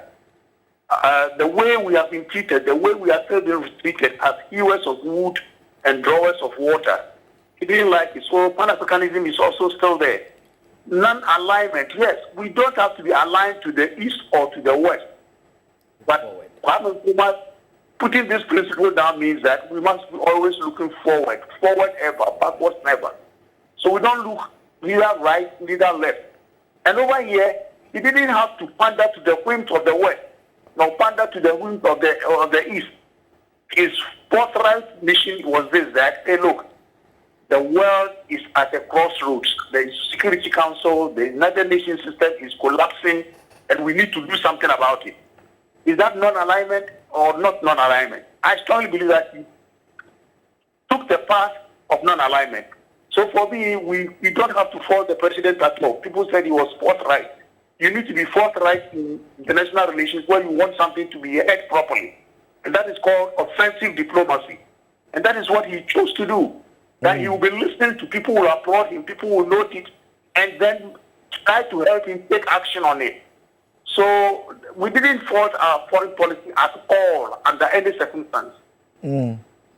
I mean, on this point of the offensive diplomacy, and let's narrow it down and focus on Ghana and the USA. We know that we are one of the countries that they've imposed tariffs on, just like other countries as well. And we know the position that US have generally taken in relation to the situation in Gaza. And you hear the president being upfront about it, the tone, what you could put within offensive diplomacy. Is there a part where we have to be concerned about repercussions? No, but I don't think that there is going to be any repercussion. He's going to be locked by Trump. He was what? He contradicted Trump. Trump says that if you recognize Palestine, then you are giving whatever it is to the Hamas. The president said no. He didn't mention Trump's name, but he was alluding to it. Yeah, it was very clear he was speaking to him. You are creating a situation where we live as good neighbors. And he's calling on the world to recognize this. So repercussions like what? America closing their embassy here, good riddance. America not giving us visas, good riddance. But without America, Ghana will not die. When South Africa openly took Israel to court, America tried all kinds of tricks. South Africa is still a bouncing country. And there are several other countries. See, in diplomacy, when you lose something, there's no way you will lose something and not gain something. It's like digging a hole. Once you are digging a hole, you are creating a mound. If America moves away from Ghana today, there will be no vacuum. Look at the association of Sahelian states. When France tries to mistreat them and even coerce ECOWAS to go and make coups left and right, they sack the French. And what has happened? They are doing very well. In fact, Niger is going to be one of the best performing economies in 2026 just because of one commodity, uranium. So, when you lose something, you gain something. And the Russians have filled the vacuum. The Russians will quickly fill the vacuum. Let us not fear that when our president speaks directly in the face of America, we are going to lose anything. Why would America treat us this way? In the first place, they slapped this tariff 15% on us. The second one was to take away all the 5-year visas. And you think they don't know that they will do something? So in diplomacy, you don't fear moving forward once you know that it will inure finally to the benefit of your country. Doc, let's talk about the push for reforms at the UN in terms of the architecture, how it stands, the Security Council. This is not a new demand. We've had, even here in Ghana, successive presidents make the request. We've also had other African presidents make similar requests. What must the African countries do differently if they want to ensure or convince the UN to change the structure? Well, my take on that is simple. I was part of a group of people put together to put Ghana's position some years back. And our position was carried by His Excellency Nana Addo Dankwa Akufo-Addo, the then foreign minister to the African Forum in Izulwini. So if you remember, there is something called Izulwini Consensus. That is the African position, which was handed over to the UN. Kofi Annan relied on that very seriously in his note to the Security Council called In Larger Freedom. And that booklet, if you read, you will see Ghana's position and Africa's position. So this, like you are saying, it is not the first time we are demanding to be on the Security Council. My take on that is that it will not go anywhere. That demand is moot. Even though the president mentioned it and it's legitimate, it's moot. Moot in the sense that it was thrown away several times. 30 years we have been mentioning this thing. Why is it moot? This proposal will go back to the Security Council. They have to say yes. And yet you have the veto powers. And so if any one of them says no, then it is dead. Unless there's a situation where it will be accepted and not subjected to veto. You want to be a veto member. And the veto members will have to accept you. The kingmakers will have to accept you. Are you sure they are going to accept you to contradict them in that circle? So there is a catch-22 over here. The very people you want to overthrow are the people who could accept that proposal. Will it ever work? It will not work. My proposal, or the proposal I think Africa should be going for, and all other SARC countries should be going for, is a complete overhaul of the UN system. That is, let us have a new charter, a completely new charter. And my proposal is lined or laced with what is happening, what has been happening in history. At every historical jolt, the world meets to create a new charter. In 1648, the world met after 30 years of war, and we created the Westphalian system, as we call it. First World War came and ended in 1918, and we created the League of Nations to bring about peace in the world. Second World War came and we created this current UN system, which is hiccuping badly because it is too state-centered and still panders to the whims of the great powers. Now, there are several non-state actors, big actors on the stage, and small countries on the stage. So what do? Now, the Cold War came, it was the metaphor for defining international media. The Cold War ended 89, 91, the Cold War had ended. After this Cold War, the world has not sat to recalibrate. We have not changed the UN system. The system was good from 45. After 91, it's dead. The UN is hiccupy because it is not made to cater for today's exigencies. So my take is that in future, our president, for the Foreign Relations Council in Ghana, should listen to some of us. We need to chart a course that changes the whole UN system into a new system where there's no Security Council, but the General Assembly will be the democratic assembly to bring about change in the world and peace in the world. And finally, Doc, in terms of your conclusion for the request for reforming the Security Council, will your conclusion be the same for this push for reparations, which the President has served notice of? The next step we are taking, introducing a motion at the General Assembly for that to be also looked at critically? It should be looked at very critically in the sense that we need this reparation. What Africa has not been able to do, we have been talking about it. Ghana did well. We have had 2 fora in Ghana 2023 and this year. We are having another forum in Rwanda next week. What Africa needs to do is to put it in proper focus. We need to learn from the Israelis. They were able to work out every spine of what is owed to them. I don't think Africa has done that. How much is owed to us and who should pay? Now we are back in pay reparation. Who should pay the reparation and to whom? I think we haven't worked that very well. We haven't got that actuarial mathematics over there. And we need to make it clear who should pay. If we do that and we get the support of the SAR, I think the world should now be listening to us. It doesn't mean paying special money to Ghana and then Nigeria will say, why didn't you pay us, and that kind of thing. There are several ways. Debt cancellation, debt forgiveness, all kinds of things that can be worked out for Africa to gain from such a situation. All right. Doc, thank you so much for stepping out. I know it's a very busy morning. Thank you so much for stepping out and joining us with the brilliant analysis as always. Dr. Vladimir Intwi-Danso is an international relation analyst, expert, and security analyst and expert as well, joining us with his views there. But sorry I had to cut in quickly. Prof was actually teaching people diplomacy, so we had to get him on the side quickly. But you had landed on the immigration point. I mean, with the context of what Prof provides on some of the things that are attainable and not. I don't know which other areas stood out for you. Yes, but I think, as I alluded earlier, I think the President's speech was historically grounded, and I think some of the things he said are, as I mentioned, there are things that the world leaders needed to hear. And if you look at, you can also say that his speech was unapologetically African-centered. I mean, he emphasize Africa's growing demographic and strategic importance in the affairs of the world, and the fact that by 2050, 25% of the world's population is going to come from Africa, and also about 1/3 of the youth will be coming from Africa, which was very significant.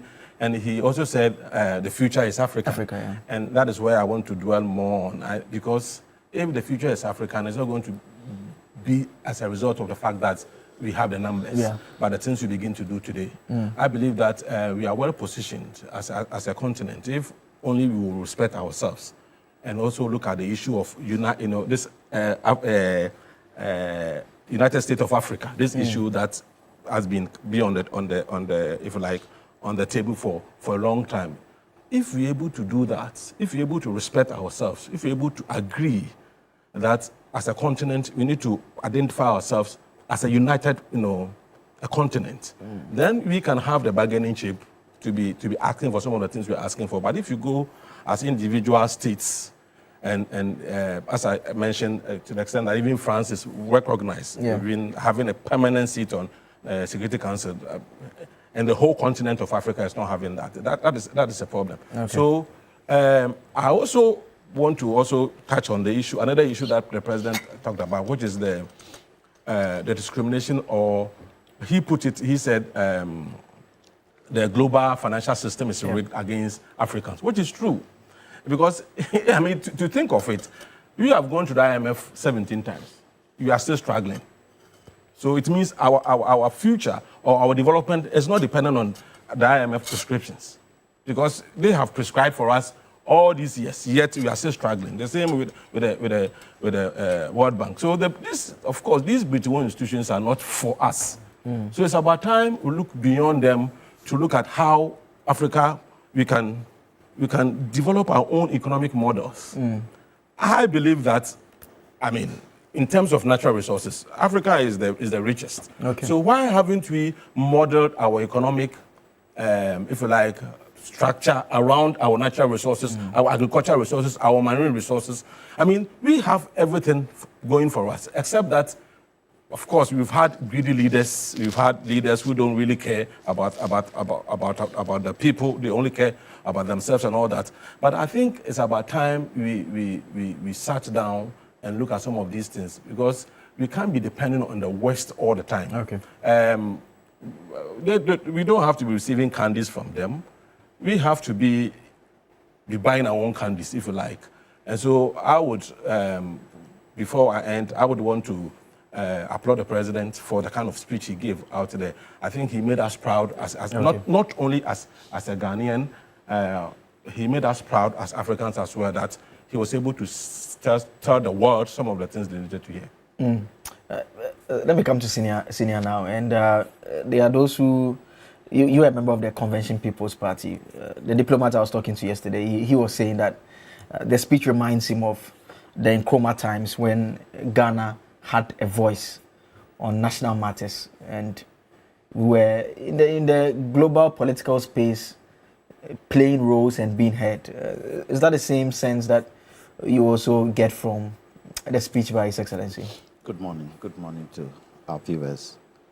And let me start by saying, I think President Mahama's speech was excellent. Hit the nail on the head. Before I come to that speech, we've just finished celebrating 116 years of Osajifo Dr. Kwame Nkrumah. And last week, I did some research when I was going on GTV to talk about Nkrumah, and I'd like to highlight some of that research I did.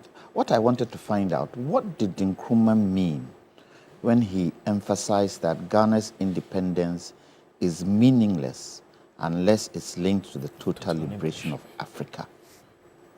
He declared our independence was meaningless unless it linked up to the total liberation of Africa. What is President Mahama talking about? Does it not encompass what Nkrumah said? Then I broke it down. What did that mean? New African identity. And what did that mean? He spoke of creating a new African personality, an identity, African personality, an identity, stating, we are going to demonstrate to the world, to the other nations, that we are prepared to lay a foundation, our own African personality. What did President Mahama say? Where was he heading for? Is it not an African personality? Have we been able as Africans to stand tall and stand by our continent? Americans, don't they stand by their continent? The British, don't they stand by their island? The Germans, don't they stand by what they have? Look at all the nations in Europe and tell me whether they don't stand by their own. They do. So that is what he meant by African personality. African capability. He proudly declared the new Africa is ready to fight its own battles and show that after all, the black man is capable of managing his own affairs. The UN. What has the UN done really to help Africa in terms of the conflicts we see across the continent? Have they really looked at Africa and said, this is an area, this is a continent we need to pay attention to? No. No, because why? They've taken us as, don't mind those black people because of color of our body, as if we don't have brains in our heads. But you know that the traffic light was invented by a black man. Do you know the inventions of black people in the world today? But they've been able to create a certain perspective, perception that we are just useless. And maybe sometimes we have created that particular scepter for them to now use it against us. You were asking, who should pay the repatriations? Yes. What was the slave trade called? Triangular slave trade. Africa, America, Europe. So let's start from there. Let's start from Britain. Let's start from America.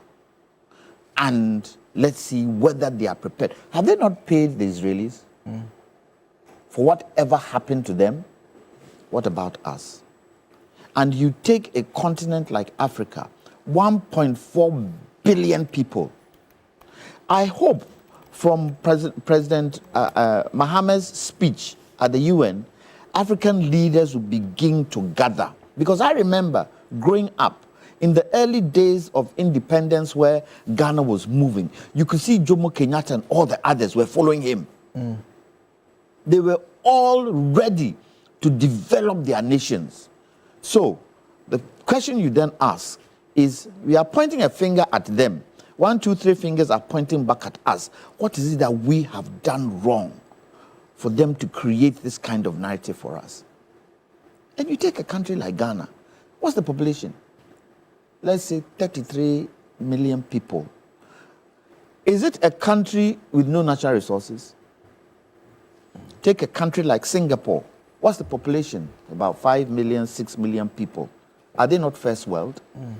And you're saying a country like Ghana, being the center of the earth, equator, Greenwich Meridian, crosses Tema, center of the earth, we cannot add value to these things? I think from that speech President Mahama gave at the UN, it is high time we started looking at what we can do for ourselves. If we have to come out of the UN, let's come out of it. If we have to stop, look, I wish Trump was sitting there. I wish Trump was sitting there, because the way President Mahama carved his speech, you know, if you had any sense in your head, you would know where he was heading for. You would know where he was heading for. And I don't think Trump is any better president than President Mahama. I don't think so. If you were to give America to President Mahama to run, he will run it perfectly. I wonder whether President Trump can run Ghana perfectly. I wonder whether he can run Ghana. And you see, we tend to be scared. And you see, false evidence appearing real. Fear seems to have gathered every African. What are you scared and fearful of? What? What are we scared? Tell me. You as a young man, you just finished law school. You expect from this point on, you can move forward. What is your fear? What is your fear? And sometimes we have created it for ourselves. When parties in our countries are doing wrong and you sit and you talk about it, they chastise you. But you are talking about it because you want the best for your country. Do they not? Look, I don't want to go down the ethnicity line. But take a Caucasian and take an African. Put them on an island where there's plenty of sun. Who will suffer? Who will suffer? It goes to show the African was made in such a way that any weather, anything, we are there. Who built the UK? Who built the underground transportation? Who built the UK that the UK is today? Who? Wasn't it the Africans, the slave trade? America. Who built America? Isn't it the black slaves? But then go to America right now and see how they treat black people. Muhammad Ali decided, I ain't going to fight in no Vietnam. What did they do to him? What did they do to him? So for me, I wanted President Mahama to go a step further and show African leaders how are we going to achieve some of the things that we need to achieve for our continent to stand tall. How? We are a sleeping giant, and we've been a sleeping giant for so long. And you know, I went to an AI conference summit the other day. When I walked in, I think I was one or two of the older people there. The entire room was filled with youth. And some of the things they were talking about and they were doing, you could see that all they needed was opportunity. And sometimes that opportunity is stopped by we, the old ones. We should open up. And when they saw me sitting there, some of them came up to me because they've seen me on TV3. I said, Janto, what are you doing here? I said, I'm coming to learn. At your age? I said, yes. Because at my age, when I'm old and sitting in my room and you come and visit me and you're talking in your AI language, I should be able to understand. So I'm also coming to learn. We have to give the youth the opportunity. And please, the youth, when we give you that opportunity, don't take it for granted. Do something good out of it. Look, and I'll end here. I don't think the poverty that we see in Africa is a poverty that has been bestowed on us. It is us. It is us. And we need to start changing our mindset. Changing our mindset to content, not money. Because if the content is good, the money will come. If the content is bad, forget the money. Okay. We need to be able to hold hands. That's why I have been saying on this Galamsey issue, we have to sit collectively as a country, as a nation, to find solutions to it and stop this party thing that we do, because it's not helping anybody. Okay. Not until we decide as an African continent to work together and harmonize the natural resources, the benefit of Africa. Let's forget it. The Congo can light up the entire Africa with the kind of water bodies we have in the Congo Basin. Amen. All right. Thank you very much, How can you preach and say your own amen? The congregation will have to say the amen for you, eh?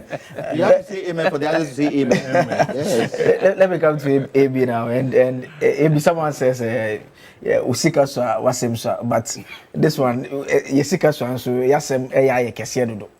They said we should be careful. Do you share the view, or like Doc and Senior were saying, we don't have to be scared? Let me start by saying that the president's speech yesterday did not only make Ghanaians proud, but also Africans and Pan-Africanists, the world all over, proud. And I'm sure, I am very sure, that late presidents like Nkrumah, Jomo Kenyatta, Mugabe, take Nelson Mandela, and who again? Nyerere. Take them. Sadat. To some extent, Milton Obote will be happy in their graves. They'll be very happy in their graves. Because these are things they said individually and a topic each. But today, Mahama put all of it together at one sitting. Take the Palestinian question. Mugabe has spoken about it before. And then also, Mandela has spoken about it before. And you know the ties between the ANC and the Palestinian PLO. You know that. Mahama has touched on all of it, which were never said in one forum. That's the unique nature. People don't understand why this is. That's the unique nature of this one.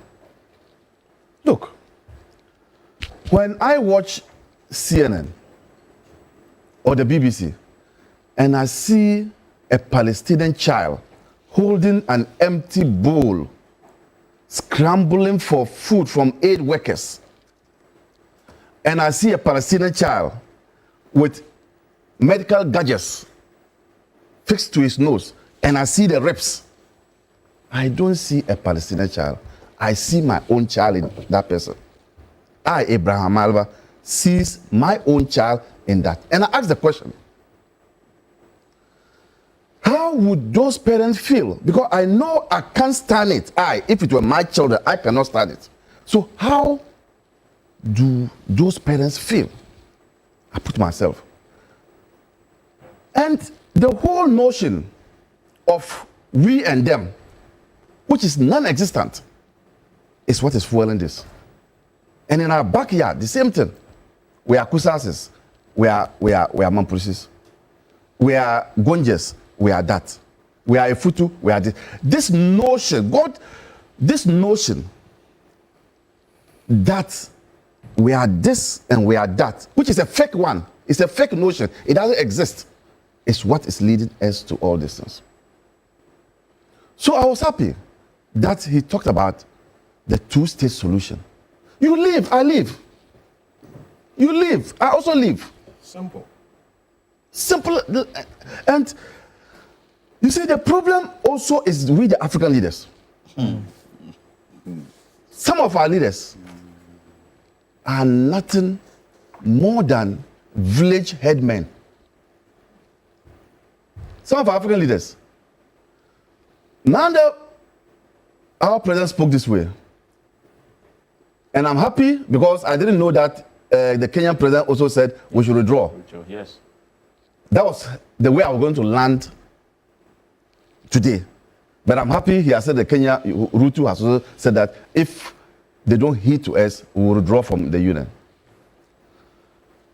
instead of us to start galvanizing towards these leaders, today you'll find some of them picking phones and calling their European counterparts for validation. Burkina Faso at the back here is doing well. That is a great leader. So we have pockets of leaders who can galvanize us to achieve our aim as Africans.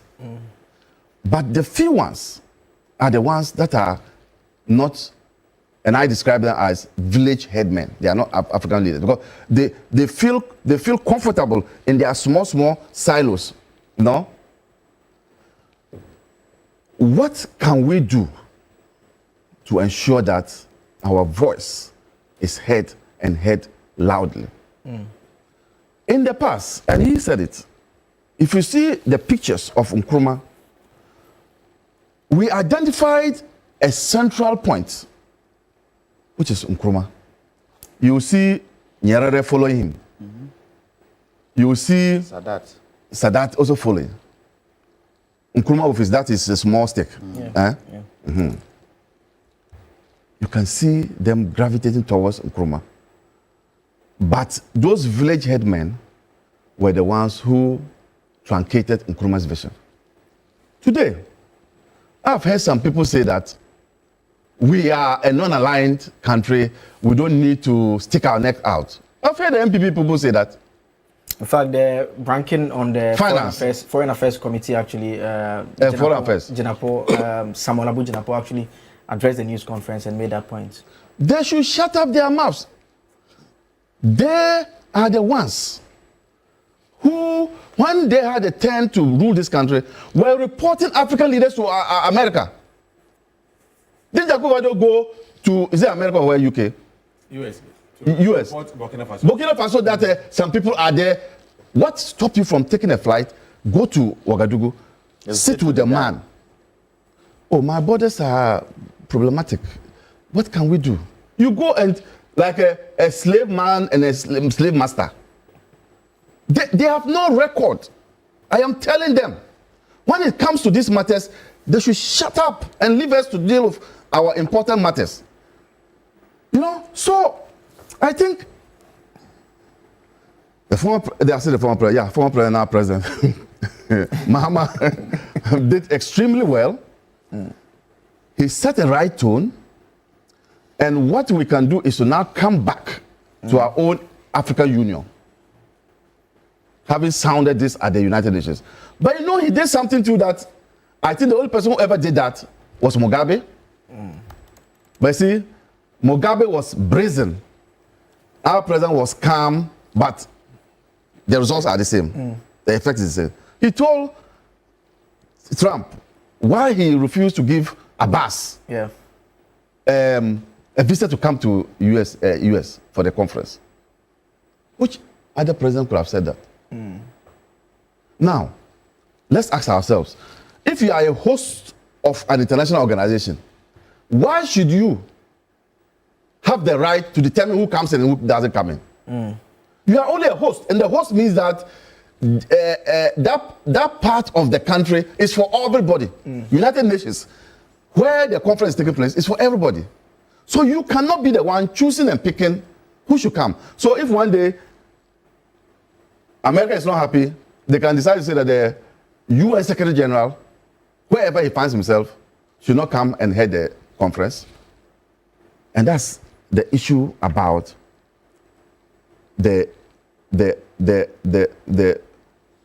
difficult arrangement of the structure of the United Nations.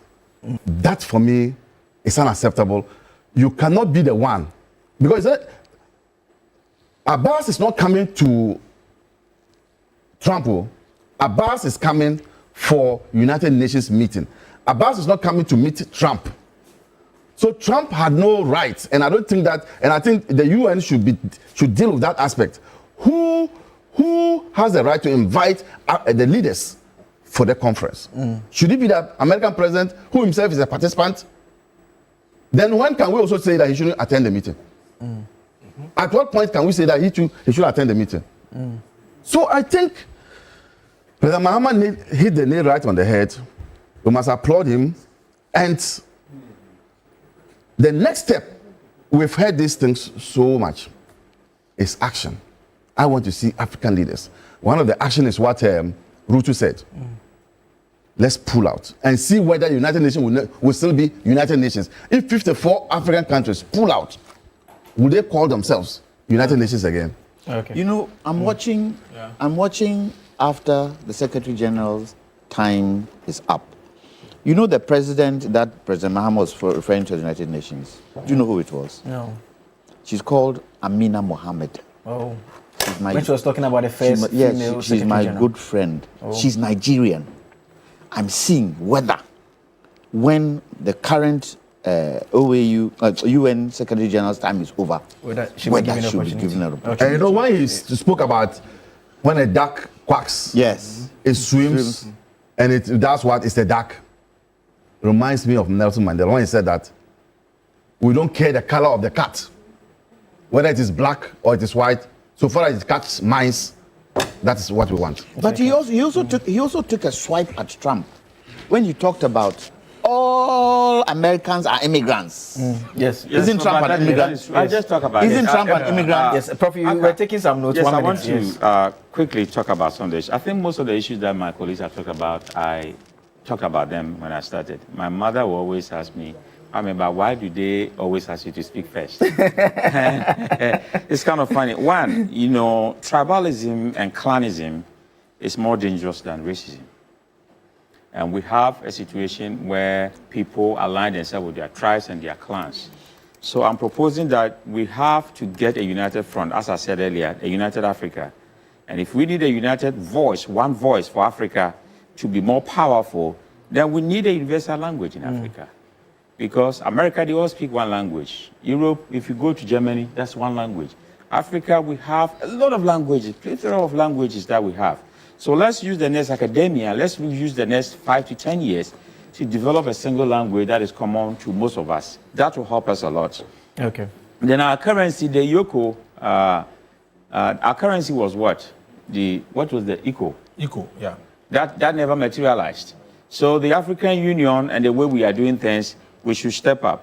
When we talk about the future of Africa, yes, but we create our own future. Okay. We have to create our own future. And I'm glad that the President Mahama talked about the African leaders who have to create an environment for the youth to thrive. Because if the future is Africa, then I also agree with AB when he talked about the village headsmen. Yeah. We have live presidents in Africa. Somebody like Paul Biya, his own daughter is saying that she's ashamed of the father.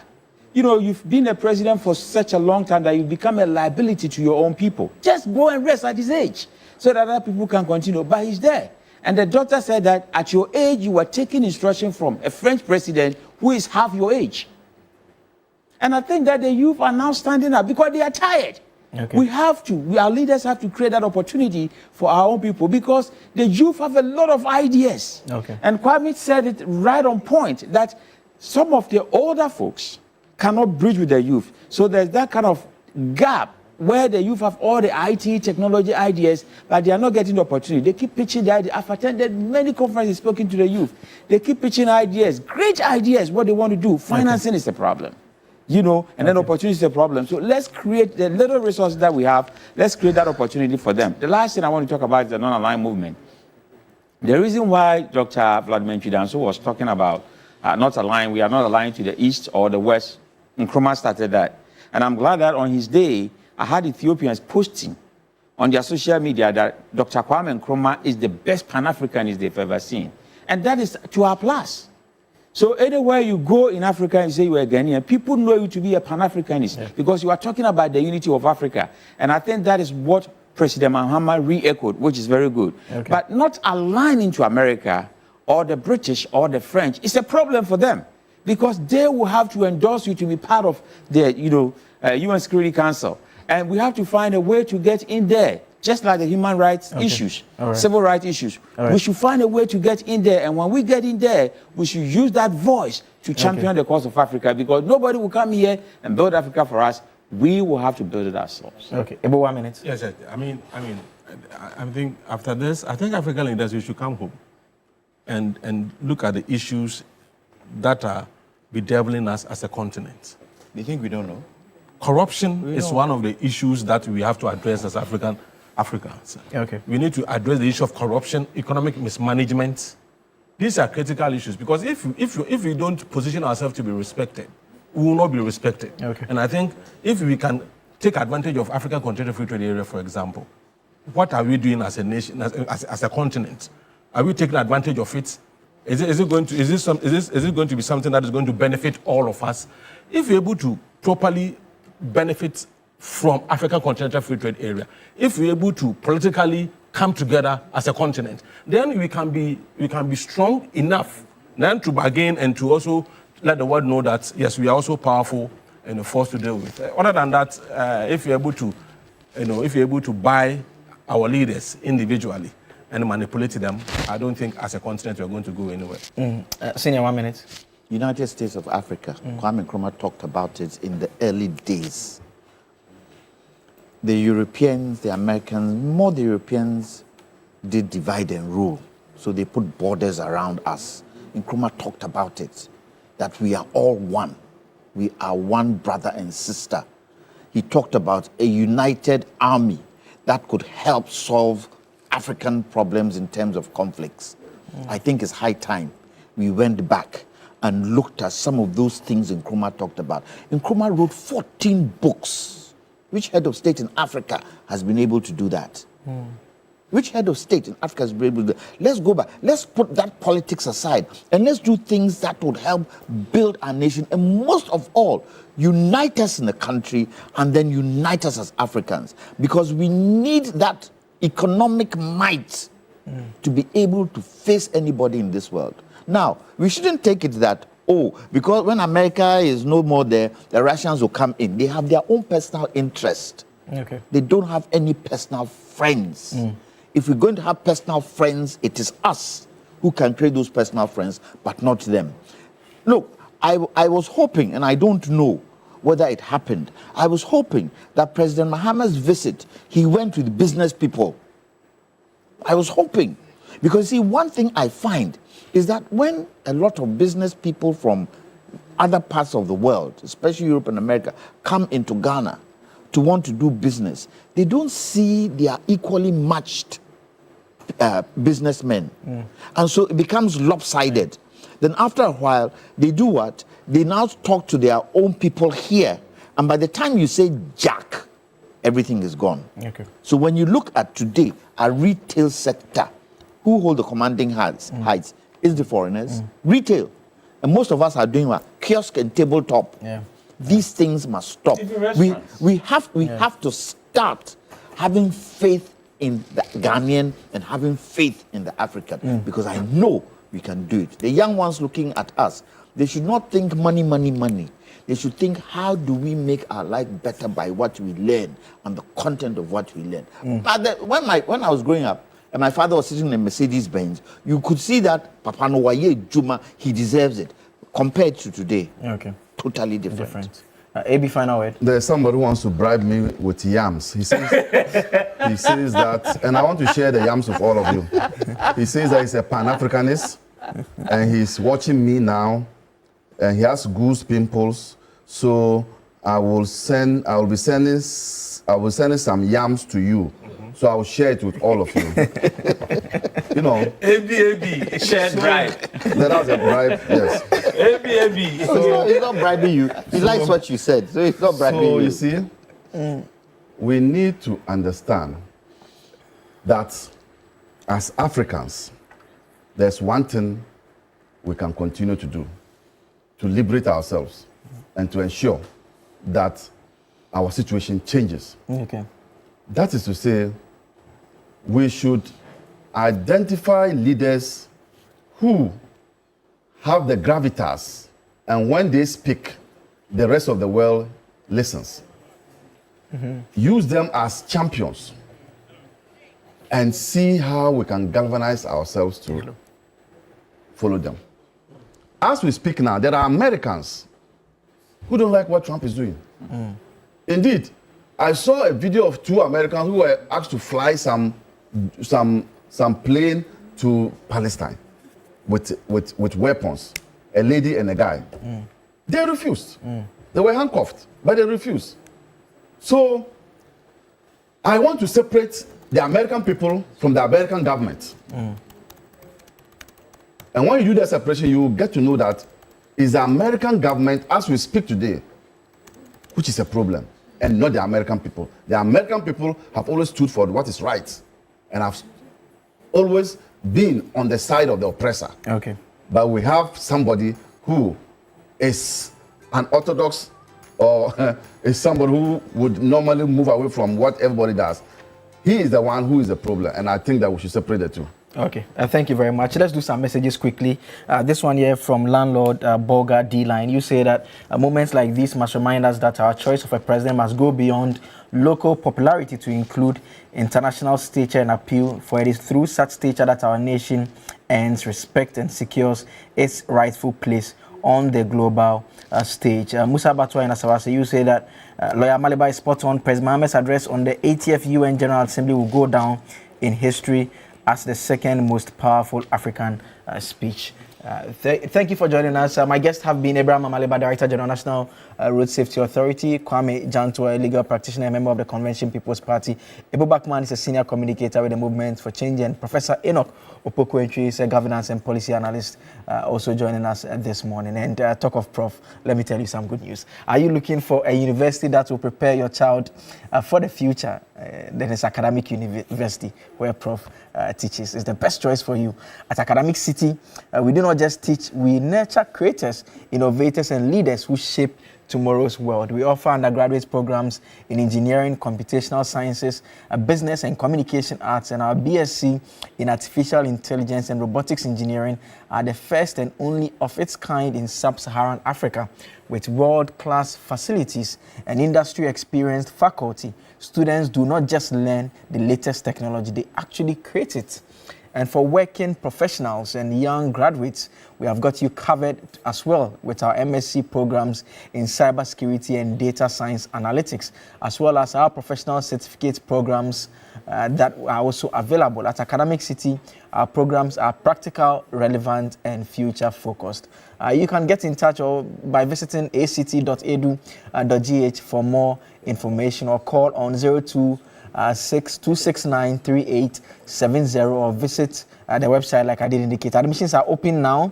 Academic City, make your mark. We'll take a quick break. When we come back, we have sports, and coming up a bit later, we have that big interview with a Grammy-nominated Ghanaian music icon, Rocky Dawuni. Also, cash out will also be taking place. It's not too late. Just dial the code. You may stand a chance of winning, even though you are joining the train very late. It's a random picking. You get a chance. Stay tuned in.